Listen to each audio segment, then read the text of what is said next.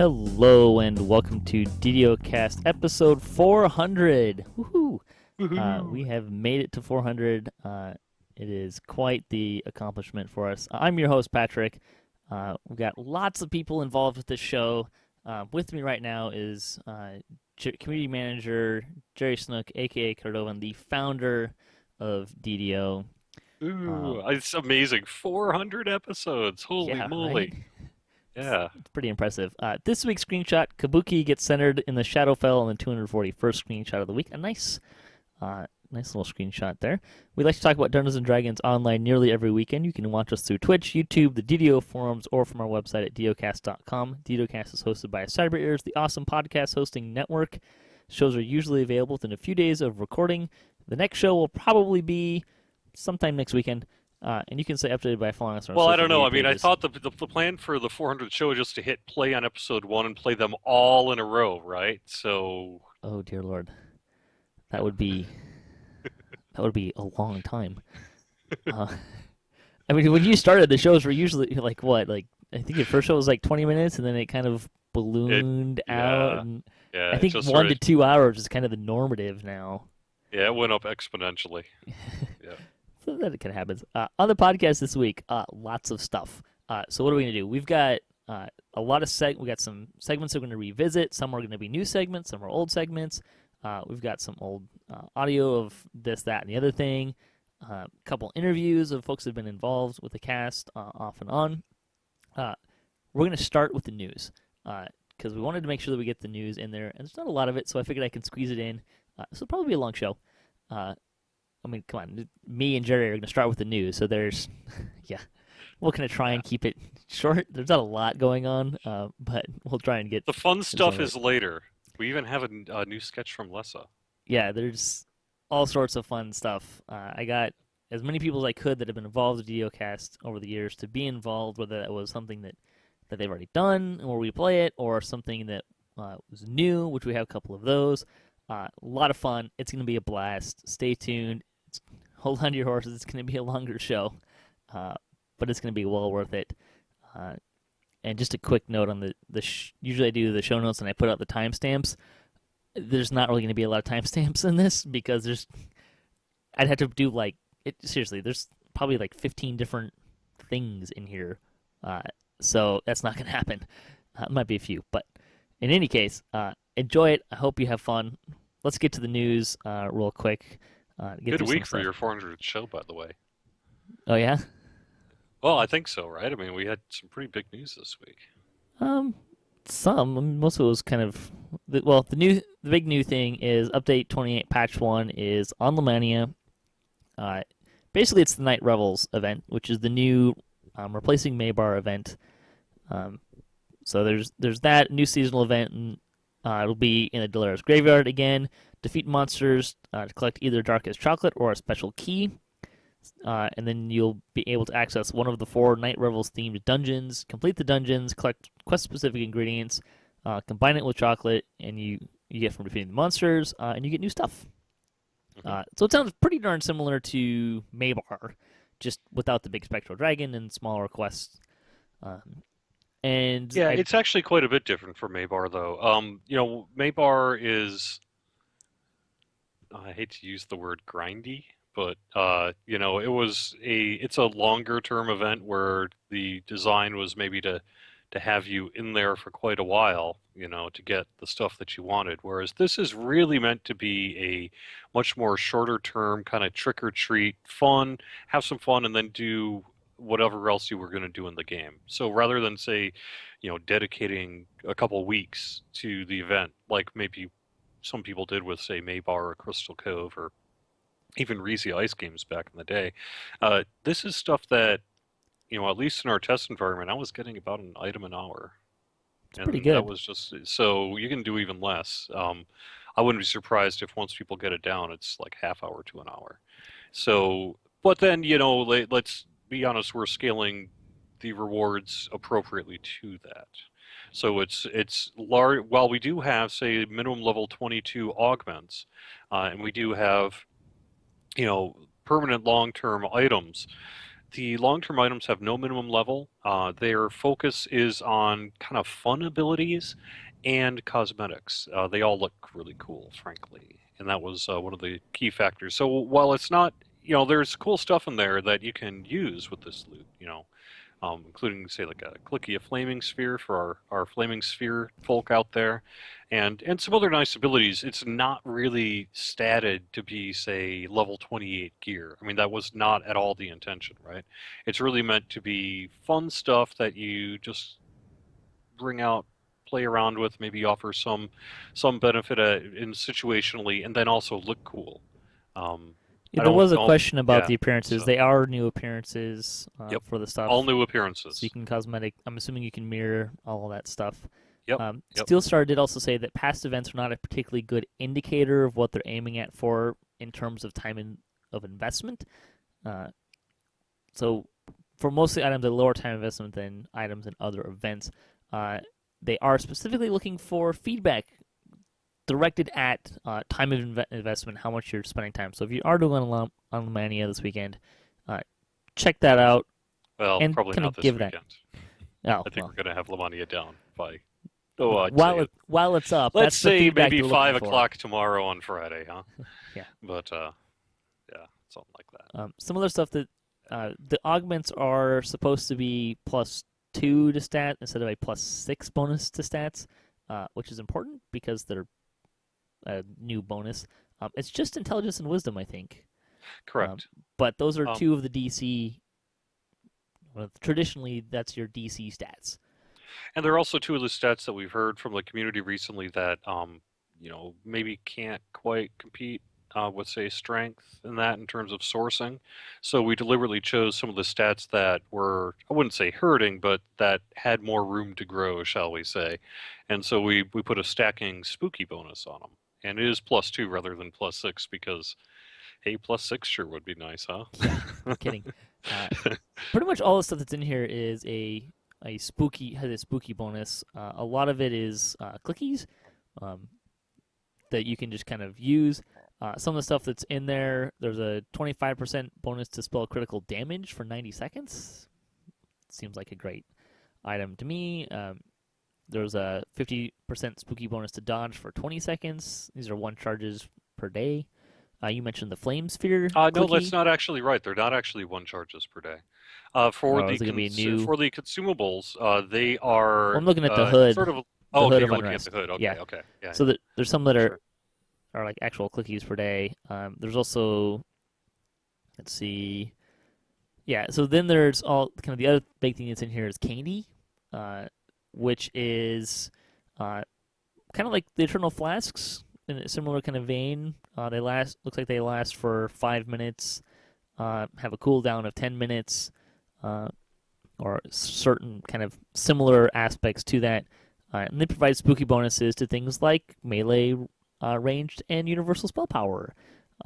There's a damage one to PRR and MRR. The interesting thing about these is they go away at some time near the end of 2015, so they're a Yeah, short-term item, um, right. which I'm assuming means that they will be priced appropriately. Yeah, they're very inexpensive to get. You can get They're also largely bound to you can count on yeah, acquire currently. correct. Yes. So Yeah. But yeah. So one of the things is it's kind of meant that every time the event comes back, you can play for an hour or whatever, and pick up some of these things and just go ahead and use it until they go away. It's kind of like an idea of a candy, right? We kind of didn't want it to have to permanently build that power into the game, but we wanted to give someone, people seasonally something really cool. So that was sort of the intention of that. I think it's a good way to burn some of those ingredients. And I have a sneaking suspicion that we might see something similar in other events, maybe even current ones, as a sink for getting rid of some of those ingredients, as a possibility. I don't know. It I'm depends if people just like them, throwing I it out guess. there. So Yeah, yeah. yeah, I think the biggest feedback I saw on that was people want to see the old Mabar items come back. That Which stuff is still in the Mimicon. yeah, they were in the Mimic Festival, so I don't Yeah. know. I don't know how that's going to play into things. In any case, let's see other news. They've. So I'm just going to go through the release notes really quick. Tempest enhancements now have their proper level requirements. Improved weapon finesse now works for thrown weapons in the Deepwood Soccer Tree. Uh, I'm some looking at you, Jakey Lala. see Yeah. the Devil's Handiwork set now correctly states it's 5 items, not 6 items. The Golem Heart had its 2% chance proc to return. A description updated. I noticed a lot of people were wondering if multiple ones of those stack. Do you know the answer to that? Sorry, repeat that again. For the Golem's Heart, it has a 2% chance to proc stuff. And there's kind of some confusion on whether or not it stacked or didn't stack. My understanding is it should stack, but currently isn't. I believe Steel Okay. Star has a quote in the forums on that. See, other things, monster damage and monster ability DCs have been scaled down in Temple of Elemental Evil. And Fortis will no longer mistakenly go back into his protective bubble in the Quest Tavern Brawl. I'm assuming that had something to do with the Crusader aura thing. Yeah. Basically, if you had some kind of ability that would heal him while he was in his invulnerable state, it would bug things out. That should okay. Yeah, I know it's right. He shouldn't be healed, right? But it was causing some kind of problem with his logic. Yeah, that can happen. There's a lot of different effects in the game, so that can happen. Some known issues, mostly about the actual event. If you're on Lomania, the final cost has not been set. Some exit points are mislabeled. Dungeons will be available at a slightly higher level for cat players than currently listed. Yeah, I think we're gonna try to scale it up to 33. Because similar to challenges, you get a bonus up to running at 5 levels below, and we didn't want to essentially penalize our capped players by not giving them as much of a bonus as, say, a 20 running a 25 level CR dungeon. So we're going to try to, if we can get it in the next 72 hours, scale it up to 33. Right. See, other thing, the pumpkin and skull grenades and potions of the party pooper are not currently available in the barter UI, but will be. But will be, yep. And the pumpkin, they'll just cost chocolates as far as I know. I think that was kind Yeah, of I think so, right? they did say specifically about the grenades. I'm not sure about some of the other stuff. There's also lasting keys in the store that say that will eventually disappear, but that is inaccurate. Let's see other stuff. I think that's kind of most of the fun stuff that's going on there. There's one other big piece, though, that isn't in the release notes because it's not public facing yet, but we can talk about it now. And that is that Update 28 Patch 1 includes a bunch of underlying technology that's going to support the new DDO store. That's one of the other big reasons, besides the Night Revels, that we're actually doing this patch. So while we're still going to have the quote old DDO store with the launch of Update 28 Patch 1 here, we're getting really close to flipping the switch and opening up the new DDO store. And there's a lot of kind of behind the scenes stuff that's supporting that, so that we can do that within I don't know, probably a month. Couple weeks to a month. We'll see. There's also a note in here that's worth noting for Lamania. If you're on there, premium players who make a purchase in the DDO store are reverted to free players for the purposes of character slots. It's a Lamania only issue, and hopefully it stays that way. There's going to be a lot of problems with that. Yeah. That would suck, wouldn't it? It would be challenging. There's also character copy also remains unavailable to Lamania, and I'm hoping they get that fixed sooner or later because I have DDO spot plans with Lamania of getting, well, because a lot of the people that play in for DDOcast and participate in DDOcast are on different servers, and I kind of have plans to go to Lamania and do a couple raids as a group to kind of play with each other and also kind of do something fun and show some people, maybe not everyone's seen all of the raids. We'll kind of do some teaching stuff along the way as well, but I figured the easiest way to do that is we can just bring our characters to Lamania and already be flagged and have all the stuff we need, and all that, yada. But it can't happen until they fix character copy. So. Besides, I don't think your characters are flagged when you switch to Lamania. You'd have to reflag anyway. Yeah. But I have unfortunate news for you. I think it's going to be a while on character copy. That's kind of the So, sound of it. but for the purposes of, say, special events, or I'm willing to do this for anyone provided I have time, I can help you out in terms of getting yourself geared up and flagged for the raids and all that sort of thing for your live stream. So get in touch with me and we can Yeah. figure that out. So Uh, Other newsy stuff. It was stated, and this is I'm gonna say this is rare for TTO. That you can get rid of old Maybar ingredients. None of the ingredients will be used in the future. It's very rare that they actually say, go ahead and toss it. You're not going to use it anymore. They aren't automatically deleting them from the game because they know some folks like to save those things for archival purposes. They're unable to offer a trade-in for old stuff, mostly because of duping that was going on, which is lame, but understandable. and what idiot said that? I don't know. It was Oh, on. I said that. I Yeah. pulled it off the forum somewhere. So. Yeah, that was my quote. It'd been something we'd been considering for a while. I mean, actually, quite a long while. We've been debating what we should do about these ingredients, and it came down to the point where, like, well, Night Revels is coming soon. We don't want people to be hanging on to these things in their inventory slots if they don't need them. We need to make a decision on this, and we did. Yeah, Sorry. that's the way it goes. Let's see. Other news. Steam points. They corrected the issue where players were unable to purchase Turbine points in the store when using Steam version of the game client. Apologize for the time it took to make that work. There you go. Another bug. Zuggtmoy's spellcasting stats are indeed out of whack. Her DCs will probably drop significantly in the future. Bonus days. Some fun bonus days. Plus 20% Epic XP for the weekend through October 4th. On plus 5% VIP XP on top of that. Remember that VIP XP applies to your Epic XP or your XP stones. If you've been waiting to eat one, there you go. That's right. It's extra 100,000 XP right there off your stones. So. I have a level 28 person. I was going to ERTR into a ranger. Yeah. I think this might be the weekend for it. Yeah. I was actually really disappointed because you just had a 10% VIP bonus. And I was like, oh man. And I had characters that I know I'm going to stone because I have a couple stones saved. And like, okay, great.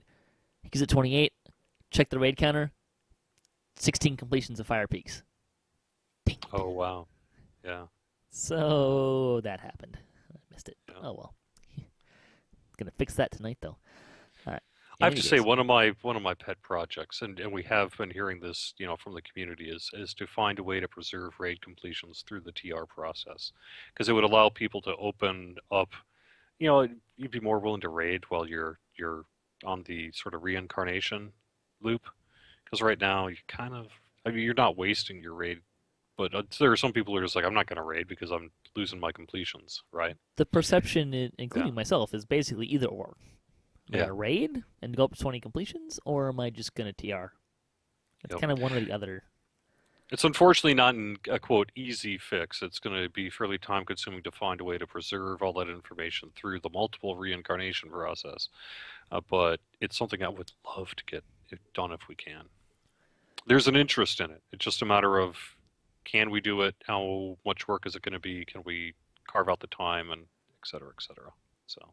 And I know a lot of players would probably like to keep their raid counters just for fun. I have a ghillie who's got 120 some odd runs of Fallen Truth. Since he's TR'd, I think he had another 120 before that or something like that. But yeah, there you go. Store sales. So there's a new item this weekend or through this coming week through October 8th. Plus 3 Tomes of Fate. So that costs 1,295 Turbine points for just the straight plus 3. The upgrade is 795. There's also on sale 30% off of stat tomes, skill and UMD tomes, tomes of learning, tomes of fate. I'm assuming it's 1 and 2, but I didn't get a chance to check. And 30% off of the Harper Agent enhancement tree. If you're going to get a plus 3 tome and you don't have any tomes of fate already, I would suggest you might want to look at the cost of a plus 2 Fate of Tome and the on sale and the cost of an upgrade plus 3 tome and see if it's cheaper than a straight plus 3. Yeah, maybe. I don't actually know. I'm just going to suggest you look before you buy. Uh, Also, the freebie for the week is a Petal Pink hair dye. The code is PNKDY. You can get one per account. I think that's the first time a hair dye has been a freebie of the week. Right. We had a request in the forums, basically saying, "Hey, could you put pink hair dye on a coupon or whatever for Breast Cancer Awareness Month? October being kind Oh, of I get that it. all Yeah, over the place." that's great. So we were like, "Yeah, we can do that." I hadn't even thought of that. That's kind Yeah. of neat. I've actually kind of wondered if you guys would ever do, because there was the Boston One Memorial Ribbon. And I kind of actually wondered if that would ever show up again for various stuff like that. Although I know with the Boston One ribbon, you kind of tied it into the donation campaign for the victims of that. But Right. It ended up being, it was one of those things where we were like, "Yeah, let's do something," and it ended up being a much more complicated process than we intended. yeah, Because, how do you figure out who's, you know, like how much is a donation if they used free Turbine points for it and all the sort of well, maybe not as a 401(c) donation. bookkeeping, et cetera, et cetera. So what we ended up doing in that case is just making a flat donation and then saying, "Hey, you can get this thing if you want." We just doing a flat donation in that case. Yeah, it makes sense. I was just kind of wondering, like, not necessarily from a donation standpoint. I've just been a little surprised that we've never seen more things like that. Which I don't know, it could be kind of fun to have different colors and people can have mean what they want, particularly during sports seasons. I don't know. I could see that happening, right? Wear your team color ribbon. I don't know. In any case, it's kind of off topic. Only available in the PvP pit. There you go. Let's see. The other thing that's on sale is bundles. Because when the new DDO store arrives, bundle offers will be unavailable for a time. For that reason, they're having 25% off through October 4th. I think it's all. I'm not going to list the bundles because it's a ton of bundles. It's all of them. I think it's all. Yeah. So if there's a bundle that you've been looking for, you might want to go for that. Although, yep, the Necropolis one is on there as well. So yeah, there's lots of bundles. They're 25% off. That includes creature companion bundles, the Half-Bloods, expansion pack, the expansion bundles, which I think will still be available in the market, even though they won't be available in the store. And then there's other packs as well. So there's lots of stuff you can get there. Community news, 161st Yeah, Chronicle. let me just, sorry I don't want to, let me interrupt just briefly. Go for it. The reason we are doing this is because the new DDO store does not currently support bundles. That means we cannot currently sell them in the upcoming DDO store. So this is your chance to get them. So you may very well want to take advantage of this if you have an interest in any of these things, because they ain't going to be around for a while. The intent, as stated, was to bring them back. Yes. They're just not going to be available for a little while until that happens. It's going to basically be a further round of development of the DDO store, which may be some time. So. Yep. In any case, community news: 161st Chronicle, Death by Dwarf, noon on Thursday. It's on the official live stream. Let's see. The Shitty Rogues went into the Snitch. Dirty William WJ continues his permadeath runs. And Ginger Spice ran the new Update 28 content. Those are all YouTube channels you can go check out. See, the guild halls, the Sanctus Bellatorum, a new guild on Orion looking to expand and find new members. So they're looking to recruit as well. The comment for the week: if you did eat meat, which monster in DDO would you consider having for lunch? That's an easy one. I play a Warforged Barbarian. That's going to be Rust Monsters. Oh, nice. I've been saying that for years, actually. Do you have a monster that you consider having for lunch? I'm going to say gelatinous cube. Nice. Help with the digestion, right? Clean something things like out. that. You have to maybe boil it first or something. I don't know. I don't know. You know how you could eat. You know how you could eat like that poison blowfish if you cook it right. Maybe there's something you can do with a gelatinous cube so it doesn't eat you out from the inside. I was thinking the stuff that cleans you out for the colonoscopy. Yeah, maybe. There you go. DDOCast got a shout out for our 399th episode looking at goggles. Players News had their 52nd episode about portals, Update 28, and more. DDO Gamer looked at the gear from the Orchard of the Macabre. House of Grouse looked at the new Ranger. Mickey was writing about picking a name in a new blog post. Enrique brings his charm to storm the beaches. And the Saga of a Mastress gets back to basics, getting back into epics. Also, Dito Gamer had a blog on choosing a server. Although it was kind of someone asked him a question, he didn't really know how to answer it. He's crowdsourcing for answers on what servers you might like to play on. I don't know. You might have some recommendations, maybe. I don't know. Honestly, I Probably, feel at this stage of the game, they're all. I mean, honestly, population-wise, they're all pretty darn close, except for with the exception Wayfinder. of Wayfinder. Yeah, Yeah. Um, so yeah, I mean, honestly, they're all pretty good. Just find a guild, find a group of players you like, and go to their server. it's a good way to do that. Actually, and then roll up a character on every other server so you can get 50 free Turbine points from grinding out favor 200. Yeah, that's a good way to do it too. If you need to favor grind to get turbine points, Well, you just have to visit do it other once, servers. right? You get like 300-400 Turbine points. Yeah, That's enough to get your first pack. it's a good way to do it. Let's do it. If you need to find a guild, check out the guild forums. Or hey, the Chronicle has guilds every week. You can go look at the Chronicles, find some guild options as well. Let's see. Other news. There's a great little article about, or an interview by Vin Diesel talking about D&D in I was relationship hoping with you'd his. bring that up. Yeah, Yeah. it's kind of relating to his new movie, The Last Witch Hunter, which apparently comes out of D&D. Who And knew? looks awesome. That movie looks sweet. Yeah, it looks good. I don't know. I'm not expecting high quality movie. It looks like a popcorn movie. It looks great for a popcorn movie. I'm just not I was excited. Can we spoil the article? sure. His favorite edition is second. Vin Diesel is a Thaco man. Once you figure out that they go, it's not too bad, and there are some good things about it. 3.5, third edition simplified a lot of that, which I appreciate. And I can only imagine that perhaps the devs are happy that they don't have to calculate THACO scores for the game. I'm just saying, if you're going to get into an argument over which edition is best, do you want to get the guy who maybe looks closer to yourself sitting across the table, or do you want to fight Vin Diesel over it? Sure. Yeah. Okay. Yeah. In any case, we're going to wrap up this portion of the show. There's a lot more to come. Stay tuned. Hope you guys enjoy this. It's going to be a great show. Lots of fun stuff. Thanks to everyone who got involved with this show. Thanks for listening to 400 episodes of DDOcast. If you've listened to them all, congratulations. There's a lot of fun stuff going on there. Thanks to all the people who, there's a lot of folks who are contributing who didn't get a chance to contribute, and they're great. We still love them.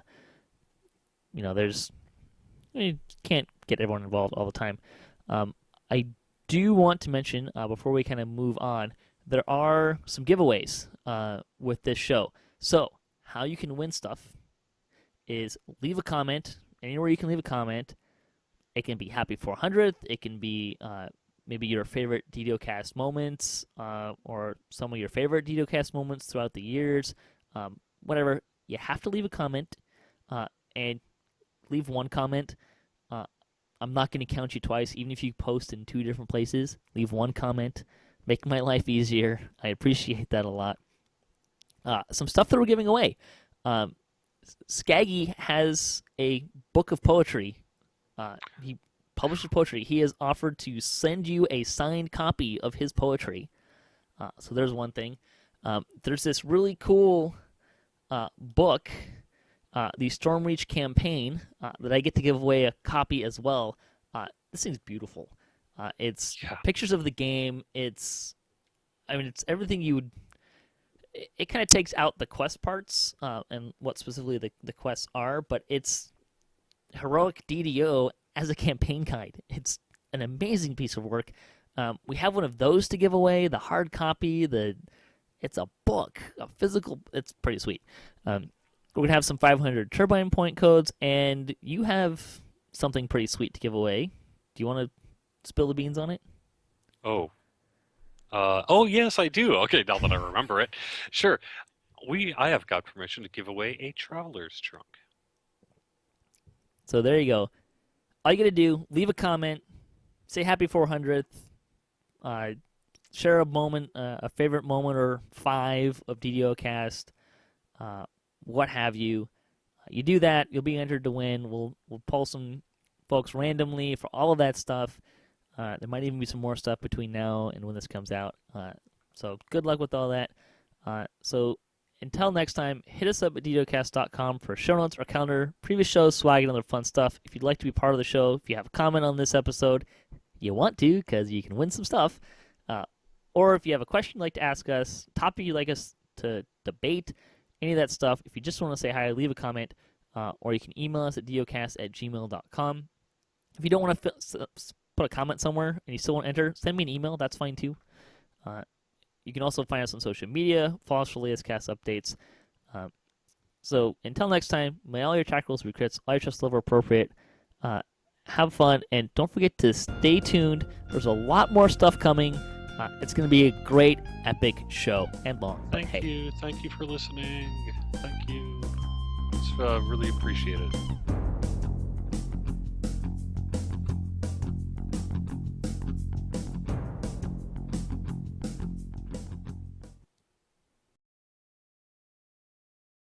Okay, Mr. Connor, you've read the script. Are you ready to start? Of course, darling. You just say the word and I'll work my magic. DDO Celebrity Commercial, take 1. Mark. Hello, I'm Bond, James Bond, and I... Mr. Connery, we don't have permission to use that. Please use your real name, as in the script. Sorry, my dear, a force of habit and all that. Let's try again. Right. DDO Celebrity Commercial, take 2. Mark. Greetings. I'm Sean Connery, and I play a drow sorceress named Hottie Pants McFiddlesticks. Mr. Connery, please don't ad-lib. You're supposed to be a dwarven paladin named Rothgar, like it says in the script. But that's not what I play. I don't want to stare at some hairy dwarven backside all day. It's like 2 mangy kittens and a pair of bike shorts. Disgusting. But the script! Now look here, lassie. I can't lie to my fans. I agreed to do this commercial because I play the game. I've got to keep it real. I play a drow sorceress. She's got nice tight buns and she... Fine. Look, just leave out the name and just talk about what your character does in the game. Sure thing, love. I can do that. After all, I am a master of improvisation, among other things. DDO Celebrity Commercial, take 3. Mark. I'm Sean Connery, and I play a drow sorceress. I use arcane power to destroy the forces of evil. I cast firewall, jump around, watching my jumblies bounce up and down like a... Mr. Connery, you can't talk about... Yes? Well, you can't talk about breasts in a commercial. Well, I'm just trying to illustrate how good the graphics are, sweetie. No need to get your knickers in a twist about it. Look, Mr. Connery, you have to stick to the script or we'll be here all night. And what would be so bad about that? Why don't we go back to my dressing room and we'll talk about it? No. Just do your job, read the lines, and sell the game. Don't make me come over there and pwn you, Buttercup. I've got a magic missile with your name on it. That's it. Forget it. This was a bad idea. I warned you. I quit. Hi, kids. I'm Sean Connery, and I'm a drow sorceress. I pwn noobs with my balls of fire, and I loot every chest I can get my hands on. If you want to be popular with the ladies, you should take a bath. If you want to kick ass and look hot doing it, play Dungeons and Dragons online. What's your game?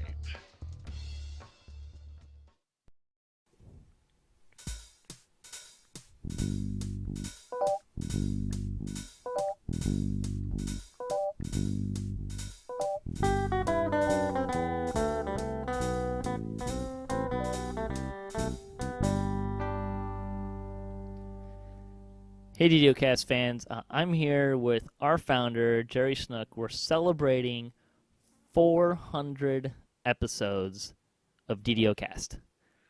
Thank you. How Thank you, sweet is that? Patrick. It's amazing. I mean, holy moly, right? I had I don't know. Who would I had no idea that it would ever last this long, and I am just so honored that it has. It's like the coolest thing ever. So we're gonna just kind of I'm gonna cry. I'm totally Yeah, gonna right. cry on the show. Yeah. uh, some of our listeners are newer listeners. We kind of wanted to give them. We're celebrating 400 episodes. We gotta know, how did this start? At my kitchen table in Indianapolis, Indiana, and I guess it was around February 3rd, December. 2007 was Right, but like the the first episode. idea came around in December. Yeah, so I guess it would be December 2006. I was sitting, I've been that whole year. I not only got into DDO, but I got like an iPod, and I was listening to podcasts. I was an old radio guy, so talk radio and all that is still a big deal for me. And so I was really into podcasts, and I was looking for one about Dungeons and Dragons Online because I had totally, fallen in love with the game and everything. And there wasn't one. There had been a couple that were really plenty good, but they didn't keep going, right? And so I guess it was, like I said, around December of 2006 that I was sitting at my kitchen table one day. Uh, my wife Sarah was was in the kitchen, I think, making dinner or something like that. And I thought about it, and I said, Sarah, what do you think about if I did a podcast about Dungeons and Dragons Online? And she said, do it, do it. I think she knew right away that it was the right call, because there wasn't one, not one that was going regularly, and so automatically anyone who's interested in listening to it's probably at least going to check out your show, right? Um, because I was totally in love with podcasting, and had some experience doing radio, and that it was a pretty easy thing for me to get started with. Although if you hear those first number of shows, they're pretty bad, but that's okay. It takes a little while to sort of find your voice and find your style and become conversational with it and all that sort of thing. Yeah, I definitely had a little bit of a learning curve when I took Yeah, over. right. First Well, the episode's biggest like, thing is, just don't screw up, don't crash and burn. I'd largely come from news, which meant rather than extemporaneous speaking on the radio, although I did some of that, but it's actually quite easy on AM radio if you really think about it. You're only talking like 5 minutes an hour.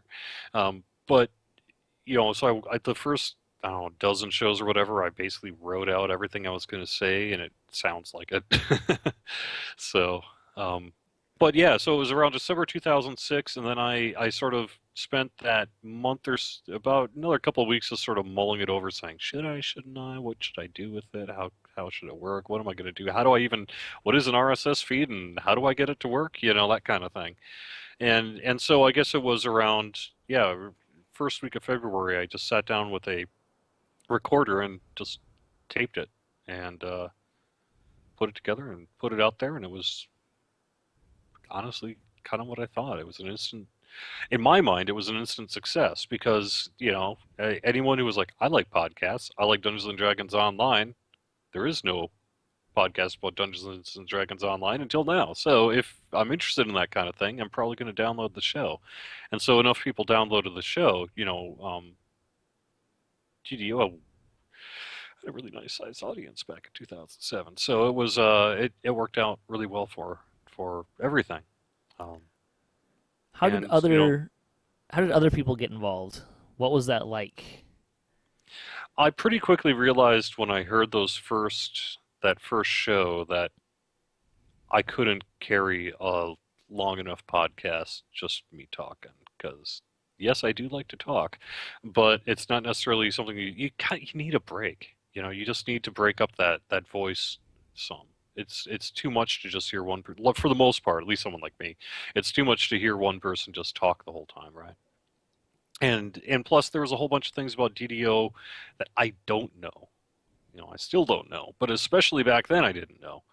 And so I knew that if I wanted to really meet the demand of people who were emailing the show saying, hey, talk about wizards, talk about this, talk about that, and I didn't know that stuff, I figured, well, there's a whole community out there that does. And a whole bunch of them would like to do kind of a kind of podcast-like thing, but maybe, it's a lot of work, right? So rather than have, a dozen people all doing their own individual shows, it was just like, well, hey, just get your voice on MP3 somewhere, email it to us, and then we'll put it on the air. Um, again, like I said, I came from a radio background and an AM radio background in particular, where there's a lot of morning shows. You switch over to Paul Harvey, you switch over into This Minute, you do the newscast, you do all that. And so that kind of thing felt natural to me to bring to the show as well. So rather than me having to know and learn and successfully produce everything, I could rely on the community to have those answers, and then also give people a chance who wanted to, just who were interested in it, to have a nice, easy way to get that stuff out there. So I put out a call just saying, hey, you interested? Send me something. I'll put it on the air. I'm not going to judge it. Let's just get it out there. And thankfully, I was lucky that some people responded right away who were immensely talented, like Tolero and Lessah and Rowan and a whole bunch of people as I listened. I mean, I can't. The list goes on and on and on and on. A huge number of people that responded right away. Reebus the Rogue, Samius, all sorts of people, and it just took off. As soon as I had that, I think I can't remember which episode it was that Tolero did the first segment. I think it was maybe episode 3, 4.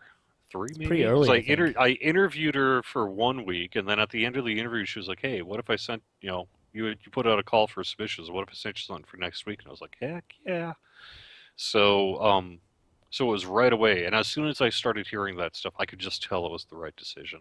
I mean, not only did I get a lot of positive feedback from the community on it, saying, "Hey, that's the way to go," right?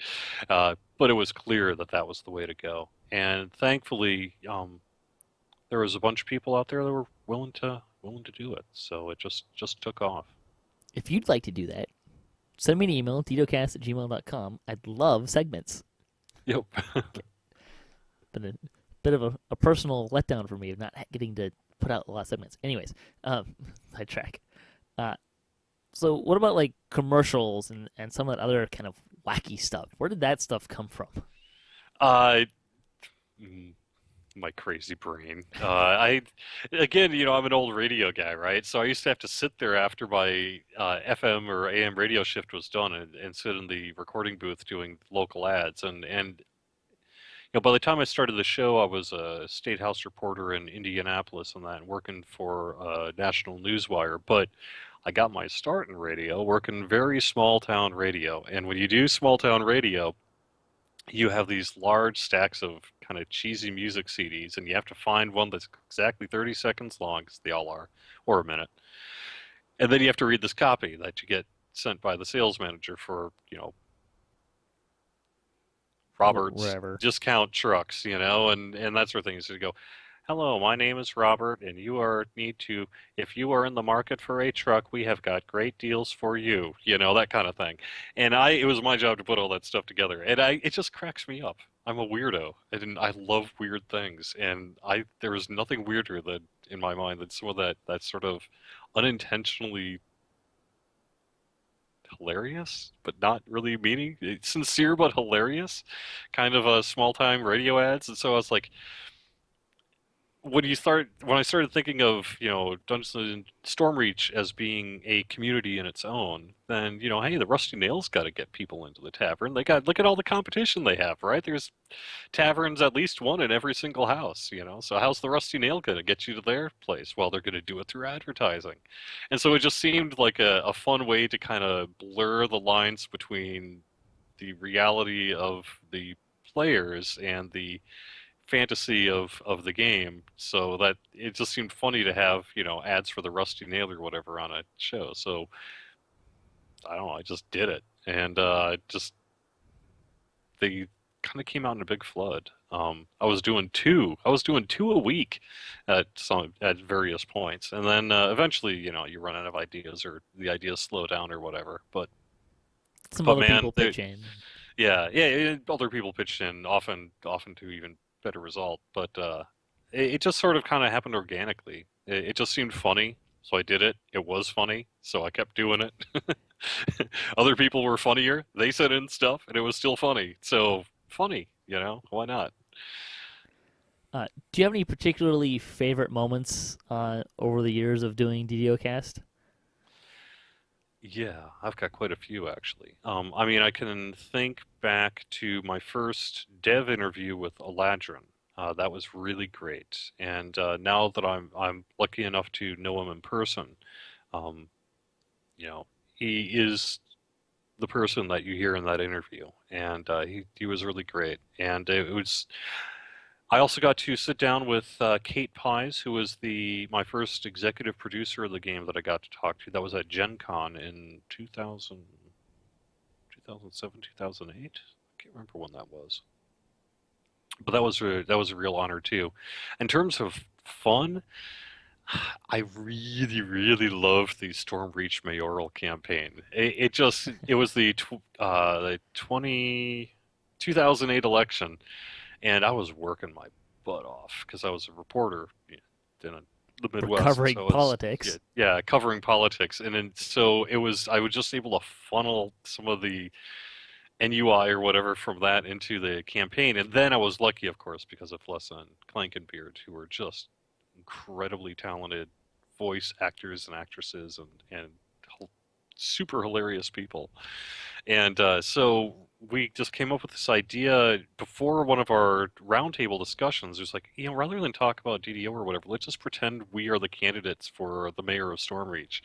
And we assigned roles to each other. And if I remember, I was like, the moderator or something like that. And then various people were various candidates. And it just worked. It just worked. And it very quickly morphed into this actual sort of community. Let's vote for the next mayor of Stormreach. And of course Fred won because he was Fred, But it was great too because even the development team at the time, towards the end, they'd been watching and laughing along with the whole thing.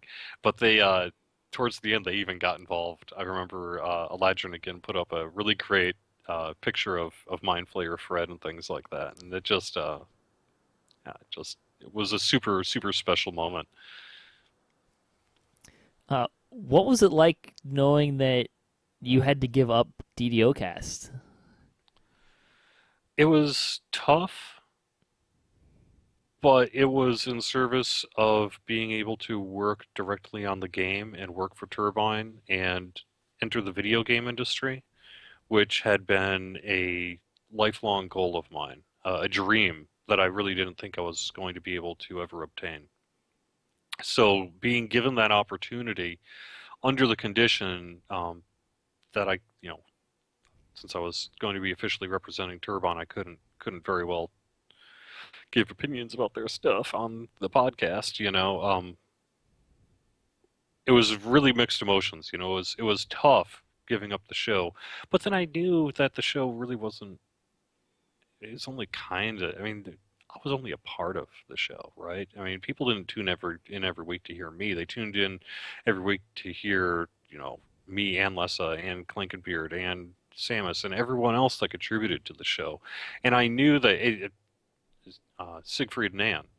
And so not long after I got the job offer to work at Turbine, I was like, well, should the show end? Probably not. I mean, why just because I leave? There's already 20 other people working on the show. Why should we just quit it because I'm leaving, right?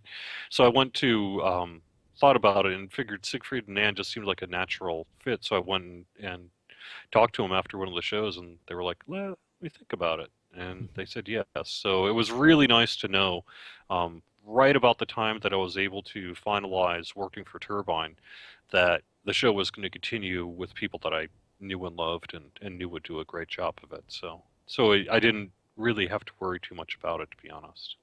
What does it mean to you that DDOcast is still going? Episode 400. It means a lot to me. It's I am one of those people who have heard all 400 episodes because I listen every week. I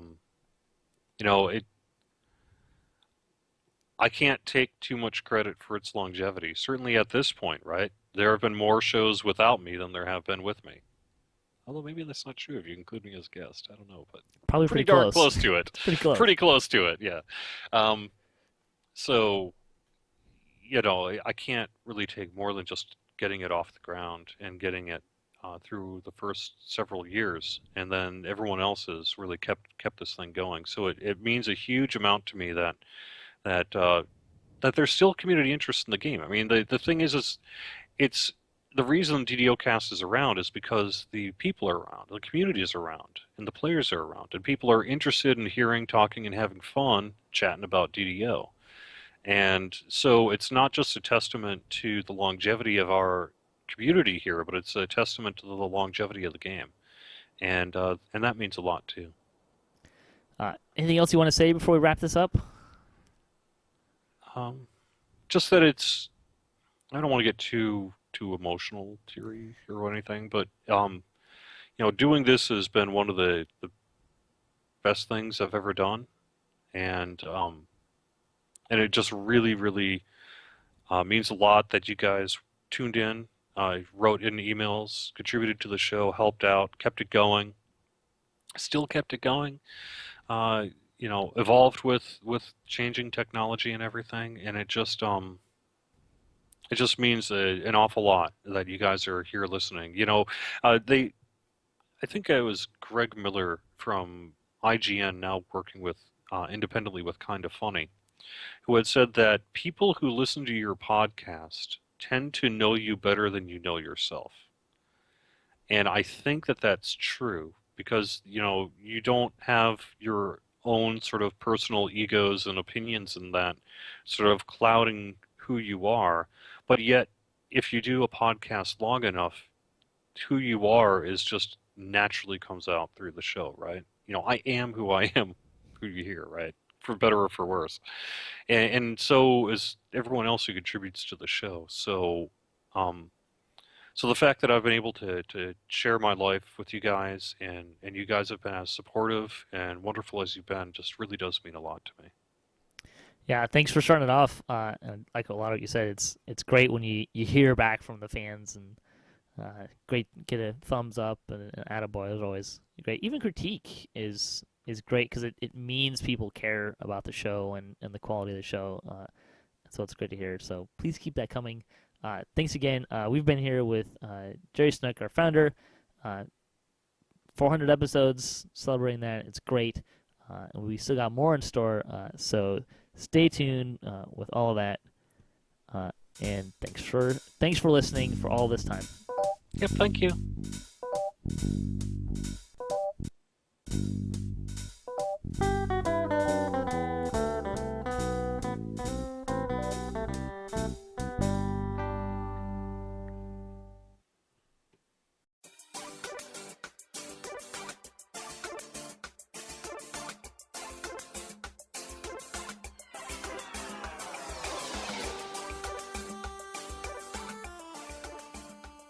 Hello, Stormreach. This is Rowan here, checking in with the Girl Gamer's perspective on Eberron. First off, I just want to say thank you to everybody for the felicitations on my recent marriage. It's been a pretty busy winter, with a move and a marriage and the holidays and everything going on. I know that I haven't been as good about doing my podcast as I have been in the past, but I'm back and things are settling into a nice rhythm. Well, at least I think they are. Having a marriage of two gamers in the same house leads to some interesting times. The combination of two single people into one household is stressful enough for any couple, but you add in that gaming factor and it becomes, well, a little more complex. Let me begin by saying Rowan Heel is in no way a domestic diva. My greatest culinary excursions while single involved which lean cuisine or healthy choice needed to be heated up for dinner. There is, however, a certain expectation when a girl marries that she's going to cook the dinner and do the laundry and clean the house. Now, with the move, I have not found a new job yet, the economy being what it is, and I want no debate about where the economy is, where it's going, or anything else on the podcast. I'm just saying with where it is now, I haven't jumped back into the job hunting thing immediately, so I find myself with well, the cumbersome task of turning myself into a Martha Stewart wannabe, which has included the buying of cookbooks, grocery shopping, and, well, trying not to burn dinner. What, you may ask, does all of this have to do with DDO? Well, I do have a tie-in. With all of this domestic diva-ness going on, it's meant that Geoff has been getting ready for raids and gaming while Rowan Heel has been in the kitchen. Now, don't start writing me letters about how he is perfectly capable of cooking, because the man can cook and makes delicious meals. However, with him working and me being at home for the moment, I felt it only fair that I began to pull my weight. But I also have not enjoyed being downstairs and cooking while he's gaming, or changing over the laundry while he's gaming, or working on the bills while he's gaming. I haven't really complained about it out loud, and, I probably should let him listen to this podcast before I put it out, huh? But anyway, I'm just saying that I am a gamer. That's who I am. That's who I've been the last 10 or 15 years of my life. It started in high schools, continued into my adulthood, and I lack these skills. And, well, he doesn't want to come down and make dinner either. We're in the middle of doing something fun in the game, so... Well, the only choice that leaves me is, I guess, hiring a cook. How are other gamers handling this in dual gaming households?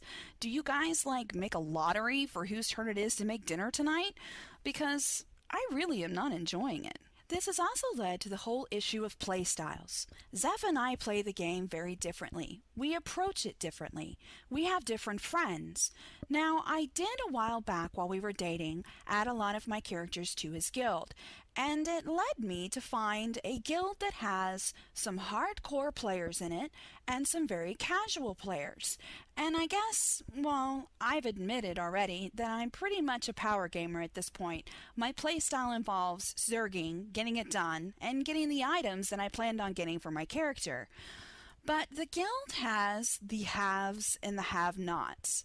Now, there's been a really interesting thread going on the forums about balance in the game, and I found the new guild a really interesting microcosm of what's been happening in DDO over the last year. We know that there were some changes that took some things to a different level. I think we can all pretty much agree that the changes to metamagics, which happened around Mod 5, kind of fundamentally changed the balance of the game. Your DPS players, your fighters and paladins and so on, barbarians, oh, I'm not forgetting you. Look, it changed the way DPS happened. Your spellcasters all of a sudden really could go in there and burn through a quest for you.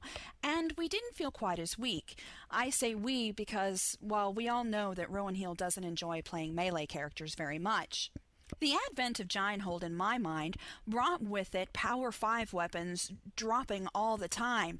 They'd always dropped with a relative rarity, but all of a sudden with Gianthold we could run into any of the quests and we'd have them either dropping out of chests or as our end reward. It also meant that players who didn't have the opportunity to run the 20 or 40 hours a week weren't having these weapons on their characters, or maybe they'd have one or two but not all five, and all of a sudden the gap really began to widen a little bit. The trend definitely continued with the Orchard, and then we got to the Vale and the advent of what pseudo-crafting they've put into the game. I'm not going to continue the whole crafting rant that I normally have, but I will say that you had people who were able to run the Shroud ad nauseum for 40 hours a week to get their items for their recipes, to make their weapons or their items, and you had casual players who felt like they were never going to get it accomplished. All of this has ultimately led to a really interesting discussion on the forums about the haves, the have-nots, what constitutes power gaming, hardcore, and zergers versus your casual players, and, well, wounding and puncturing weapons. Look, I'm not saying that the rumors of it getting nerfed are true or not true. I have no inside knowledge. I have no idea what's going to happen. I can say definitively that your power gamers truly are not all that concerned, because, trust me, we're not building our characters around one kind of weapon. However, it has led to a balanced discussion which I'm really finding kind of fascinating. With content having slowed to the point of 2, maybe 3 mods a year at this point, I felt like our casual gamers were maybe closing the gap. They have an opportunity now to cap those tunes and get through all the content before a new mod comes out. So I kind of felt like, well, this simply wasn't a problem anymore. But apparently I am very, very wrong. Let me throw a few definitions out there so that nobody's confused, and I'm doing this with the help of the guys and gals on the forums. Power gamers. To us, it seems to mean people who are creating their tunes are on a certain template, they've crunched the numbers, they know what raid gear they want, what they're working towards, their tomes, they're twinking, they're blowing through content, and they can pretty much handle, well, most of the stuff in the game solo if they want to, but they're playing a lot and they know what they want. Hardcore people play 40 hours a week, but maybe they're not so power gamey zergy, maybe they're just playing a lot. And then you have your casual players, and I mean not just people who are playing 4 or 10 hours a week or whatever, but they can also be power gamers too. They may not necessarily be playing as much as 40 hours a week, but maybe they've built their tunes and crunched the numbers and know all the rules of D&D, but they're not having the opportunity to run through all the content and just get everything that they want. So it's led to halves, power gamers, hardcore zergers, casual players, which can also include your static groups, your role players, and your permadeathers. Apparently, the forum goers seem to feel that the developers have begun to move the game towards being more quote-unquote balanced, which in the power gamer hardcore zerger mentality is equaling nerfs. And there have been a few and rumors of others to come. I don't know if they are. I can just say that developers make this game and we're the ones who choose to play it. I don't know necessarily that I would agree with any overbalancing nerfs coming. Whenever I hear the word nerf, I always think of Star Wars Galaxies and my head starts to hurt. But anyway, I think that what this ultimately comes down to is people thinking that the game needs balance. Do you agree? 'Cause I really kind of don't. I don't think that nerfing any one particular rare weapon that's dropping or taking away certain abilities from characters is going to bring those casual players up to where the power hardcore zergers are sitting, and I don't even know that they necessarily want it. From a static group perspective, I enjoy the struggle. It's part of the fun for me. I love taking my group into a quest, shutting up and not telling them anything about what we're running, and with what little gear we have, being really excited about figuring out who we're going to pass the smiter to as we come up to the constructs. But apparently not all of our casual players feel that way, and our power gamers kind of feel like they're getting a kick in the butt. All of this discussion was really brought home for me when a friend of mine, who I consider a fairly casual player, joined my hubby's guild. He had never run the Shroud, and we were excited about getting him flagged for it, and we completed that. And I got this text from him on my phone that said, "Oh my god, the Shroud took like 20 minutes. It was so easy. A one-rounder. I thought raids were getting harder." I kind of laughed and asked who he ran the raid with, and it was the hardcore power gamers of the guild. You know, the guys who can level to 16 in a week and raid nightly on one of their bazillion cap tunes and make characters with specific gear, tomes, and twink items in mind. But I think overall what we need to keep in mind is everybody's enjoying the game. We're all still playing it, and I'm hoping that no large nerfs are going to take away a lot more of our population. Well, that's it for me, guys. I hope everybody has a great week, and we'll see you in Stormreach. And now we go out to Lessah for a special report on traffic. Thanks, current DDOcast host. This traffic report is brought to you by the Salty Winch Tavern. If you're really thirsty, you should probably go somewhere else. Is that really their motto? Okay, whatever. This is Lessah is More, reporting to you live from Stormreach, where the weather is always sunny with a chance of light afternoon showers. But watch out for that patch of ground outside the Phoenix Tavern, or you're bound to get the business end of a wing buffet as visitors from Argonessen come in for a landing. And now here's Clankenbeard, who's in the Cyber Atoll for some reason. Hello? Hello! Echo! Echo! Echo! Echo! Echo! I'm still relevant. Thanks, Clankenbeard. And now over to Saba Jade, who knows all about the Archons in Amarath because she's rumored to be one. Tell us more, Saba. I'm not doing this lesson. I understand Amarath has seen a huge boost in traffic lately, mostly thanks to some really rude winged outsiders who think layman's work is beneath them. Can you elaborate? No. How about those level 30 quests and the new epic raid? Got any loot yet? That's a sore subject, and what part of I'm not doing this was unclear. Well, thanks, Saba. Now let's hear from Mora in Three Barrel Cove. I have a problem, Lessah. I need to speak to someone in charge. Mora, just do the traffic report, okay? Talk about the new Three Barrel Cove, all the epic things, the airships out there, and... I was told I'd be covering Korthos Island or the Inspired Quarter. This is neither of those. And there's no Jeets. Where's Jeets, Lessah? Where are the perks of this dumb job? There's nothing new in those areas, Mora. I could send you to the Orchard of the Macabre. I mean, that went epic since the last traffic report. There are too many lynch mobs out there, and no Jeets. That's lich mobs. Nobody's getting lynched in the Orchard. Tell it to the Doom Spear. Three Barrel Cove is old. Speaking of old, I hear Lessah... Thank you, Mora. And now over to everyone's favorite forums troll for the lag report. Too much lag. Can't move. It's like a turn-based game all over again. DM, I want to 5-foot step in full attack. Thank you, Mr. Troll. Finally, here's Mythery Inferno with a caster update. Thank you, Lessah. Casters everywhere are still angry about their cold spells being ruined, and it's causing assets to continue to be frozen in the Water Savant tree. Mythery, I'm not sure I understand what you just said. That's because you're not a caster. Okay, back here in Stormreach Harbor, there's major structural damage near the waterworks where Underdark Drow are attempting to bridge the gap between themselves and their jungle cousins here in Eberron. Lessah, are you referencing the murder hole that goes to that terrible place, Forgotten Realms? Yes. Yeah, that crack is actually so the Underdark Drow can come to Eberron and enslave their Eberron-based cousins. I'm pretty sure that's some level of racist, but I'm not sure. I'm not a drowophobe. This pretty much wraps things up for the traffic report this go-round. The next traffic report will be in 5 years. Now back to you, Jerry. I mean Sig. Anne. Patrick. Cut. Somebody cut for host's sake.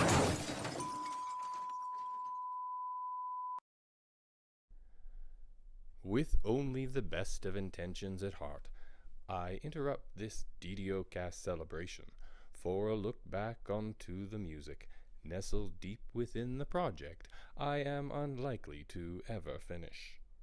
Russian Prince Productions presents Drag on Fragments from Eberron's Past. Okay, kids, it's time to say our farewells. But before we go, who can tell us the name of the little white dragon who was so naughty in the year of summer snows? Athcraft? Close enough. A village on an island, should never know such creep of ice or summer snows. But so it goes. These are the woes of our village on old Korthos. Never mind devour, or the cowards that all cower, or a creature of such size. Lucky that he's sleeping, or I would close his eyes. A village on an island should never know such creep of ice or summer snows. Ray of sun, grabbing if begun. Fortune wore, but he felt he could be more, so he polished up all four and changed his name to Sled. Ill intentions led, so Wagon took his head.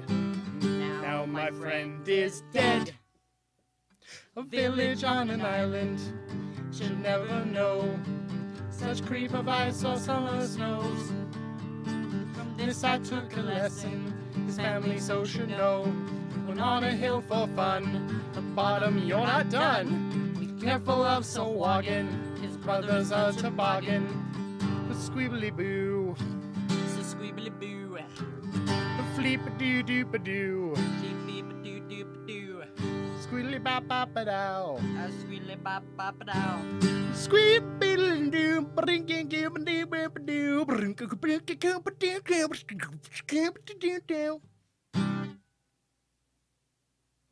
Village on an island, should never know such creep of ice or summer snows. That was Bear's Dire Blues Trio, performing live at the benefit concert held for the children of the Saltier District. You are listening to 102.1 Storm FM, Storm FM, Storm FM, on the Kyber Dial. Up next, Bear's Dire Blues Trio perform their doo-wop Frazzadoo introduction to The Harbor and Coin Lord Favor.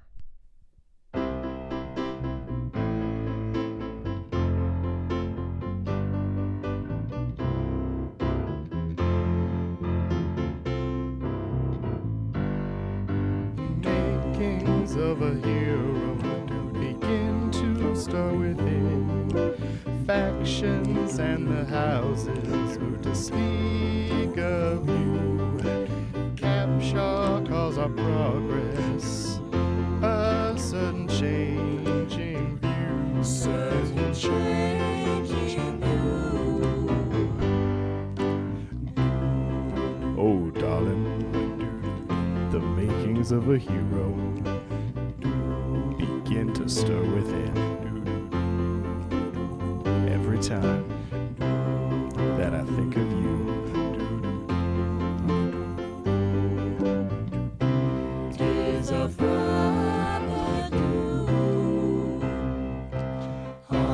kobolds are dying, days of Fragments.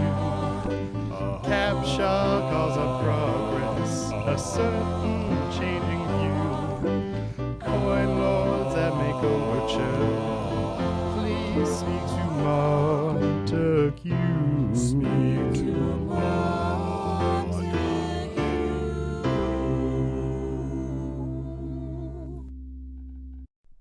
Good night, everyone. See ya pod next time. This is Shamgar. I am here with Skaggy the Poet, one of our previous segment podcaster friends. Say hello, Skaggy. Hiya. Nice to see you. Welcome back. Welcome back to DDOCast. It's been a while. It's been, I think, a couple of years, maybe a bit longer. I haven't really kept tabs on this, to be honest with you. But yes, it has been a while, sir. It's okay. Nobody really keeps tabs on these things until we get to episodes like 400 and then try and figure out, hey, what are we going to do to celebrate 400 episodes? I know it's fantastic. Yeah, it's been a long haul. It's been around for a while. But so we're going to... I just have a little bit of an interview here, and then we've got some poetry as well. We just wanted to start with, how did you get started writing poetry? That's a good question. I think I've always written poetry. My mum remembers me writing poetry when I was at school, though that's blanked from my mind. I sort of took it up again in my 30s, simply because I wanted to write, but I was absolutely terrible at writing fiction because I've got no punctuation skills or grammar skills whatsoever. So I sort of dropped into poetry where you can basically ignore grammar and, and punctuation and just write what you want. So yeah, it's a sort of long-term thing that I've been tinkering with on and off throughout my life. So how did that translate into you writing poetry specifically about DDO for DDOcast? I'd always listened to DDOcast when I started playing the game, because I believe it was probably the only DDO podcast out there at the time. And I was very impressed by all these people doing their segments. There was a lot of innovation. There was like music, comedy, guides, all sorts of things. And I sat down and I thought, I wonder what I could do. It'd be so cool to get a segment or just get something on DDOcast. And I thought, do you know what? I'm going to write a DDO poem. So I wrote one. had terrible trouble trying to find a decent recording program and get a mic together. I was listening to it the other day, and it sounds really bad. And I just sent it off to Jerry, who was the podcast host at the time. And he sent me back a lovely email saying, "Wow, this is great. Thank you very much. I'm going to put it out on the show." And he did, and I think he got some feedback that he forwarded on to me that he liked it and said, "Would you write some more?" So it just sort of grew from there. And so just wanted to kind of touch on you because you've been away from the show for a long time. What are you up to these days? And are you still writing poetry? Yes, I've never stopped writing poetry. I put that blame totally for that on DDOcast because I never knew if my poetry would be appreciated by other people until it was broadcast on DDOcast, and that was the catalyst for me to write more poems and to launch my own website, which is Skaggy the Poet at WordPress. And also after I stopped writing for DDOcast, people still came along and read what poems I was putting up. So I eventually got off my bottom and wrote and put them all in a book, which I've self-published earlier this year. I mean, that book's called Beer Froth, and if you visit my site, you can find a link to it. I've sold a few copies. I've done presentations. I've appeared at festivals reading my poetry. I've appeared at literary events reading. I've got some work lined up going into schools to do poetry appreciation with young kids and sort of give something back. See if there's a future Skaggy the Poet lurking out there somewhere. That's pretty awesome. Are there any DDO poems in your book? Yeah, I put 3 DDO poems in the book. Some of them that I've written obviously don't really translate well to people who haven't played DDO, but I did put my poem in about a Medusa. I put a poem in about the necropolis, and I put a poem in about the Bloodstone. So they all made the book, and I've actually read Bloodstone out a couple of times at poetry events, and people who like fantasy poems say they really enjoyed this, and it goes down quite well. So it's amazing that a poem that I wrote all those years ago, based on an artifact in an online game, is still being enjoyed today. And so we're gonna listen to one of your poems, which is written around Valentine's Day, and it's called "Leveling Up." Why don't you give us an introduction into this poem? How this poem ever got broadcast, because it's probably one of the most innuendo, dirtiest poems that I've ever written. It just sort of came as an idea for a Valentine's Day poem, and it just turned out to be incredibly, incredibly rude, but it got broadcast anyway. So I hope you enjoy it. Thank you very much, sir. Thank you.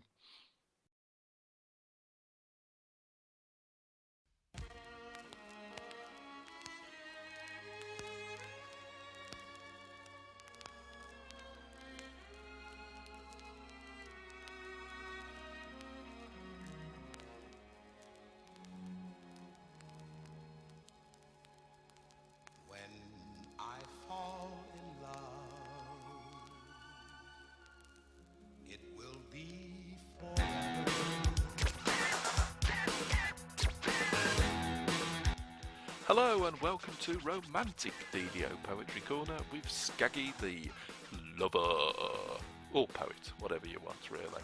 Yes, as it's nearly Valentine's Day, instead of the normal hack and slash and vorpal their heads off, here's a nice bit of romantic DDO poetry called Leveling Up.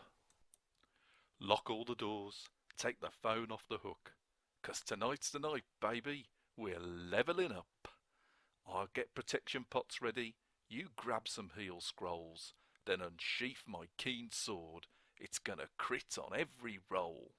So I'll buff you and you buff me, then it's time to start, 'cause we're leveling all night, this ain't gaming, it's art. We'll raid until we're raw, until my wand is drained, But we're levelling, so no rest for us. Haste will get us going again. So if you fancy some variety, we can do the Demon Queen. But the end is now in sight. Even my Vorpal's lost its sheen. So the levelling is over. We're all out of mana and potions. Any more levelling tonight, we'll be just going through the motions.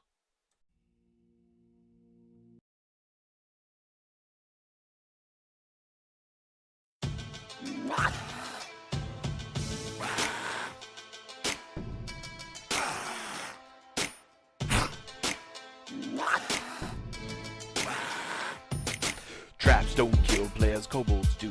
I read it on the forum, so it must be true. It's a fact that kobolds are violent, like when Lessah tells Samius to be silent. You don't believe me? You think this is hot? Come with me here, I'll show you the time. The kobolds in the sewers are breeding. Go down there, you'll come back bleeding. Look at me and see the aftermath of a fool who walked the butcher's path. Got my legs held on with some tape. The pounding I got makes my whole body ache. If you don't believe me, you think you're tough, you best check yourself, cause them kobolds are rough.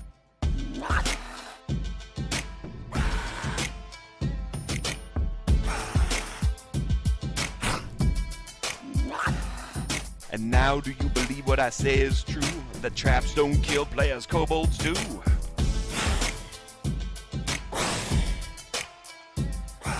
Kobolds in the sewer are breeding. Go down there and they'll be feeding, chewing, gnawing, and licking your bones. Your poor wife and kids all alone at home. Cause traps don't kill players, kobolds do. I hope you're starting to believe it's true. Stabbed to death outside Kundarak. You're the victim of a kobold sneak attack. The Corn Lord census is misleading. There's countless numbers of them breeding.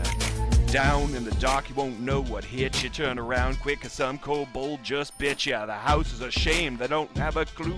Cause kobolds are dead alive monks with kung fu.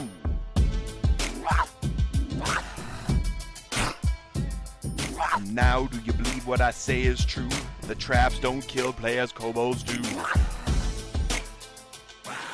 Traps don't kill players, kobolds do.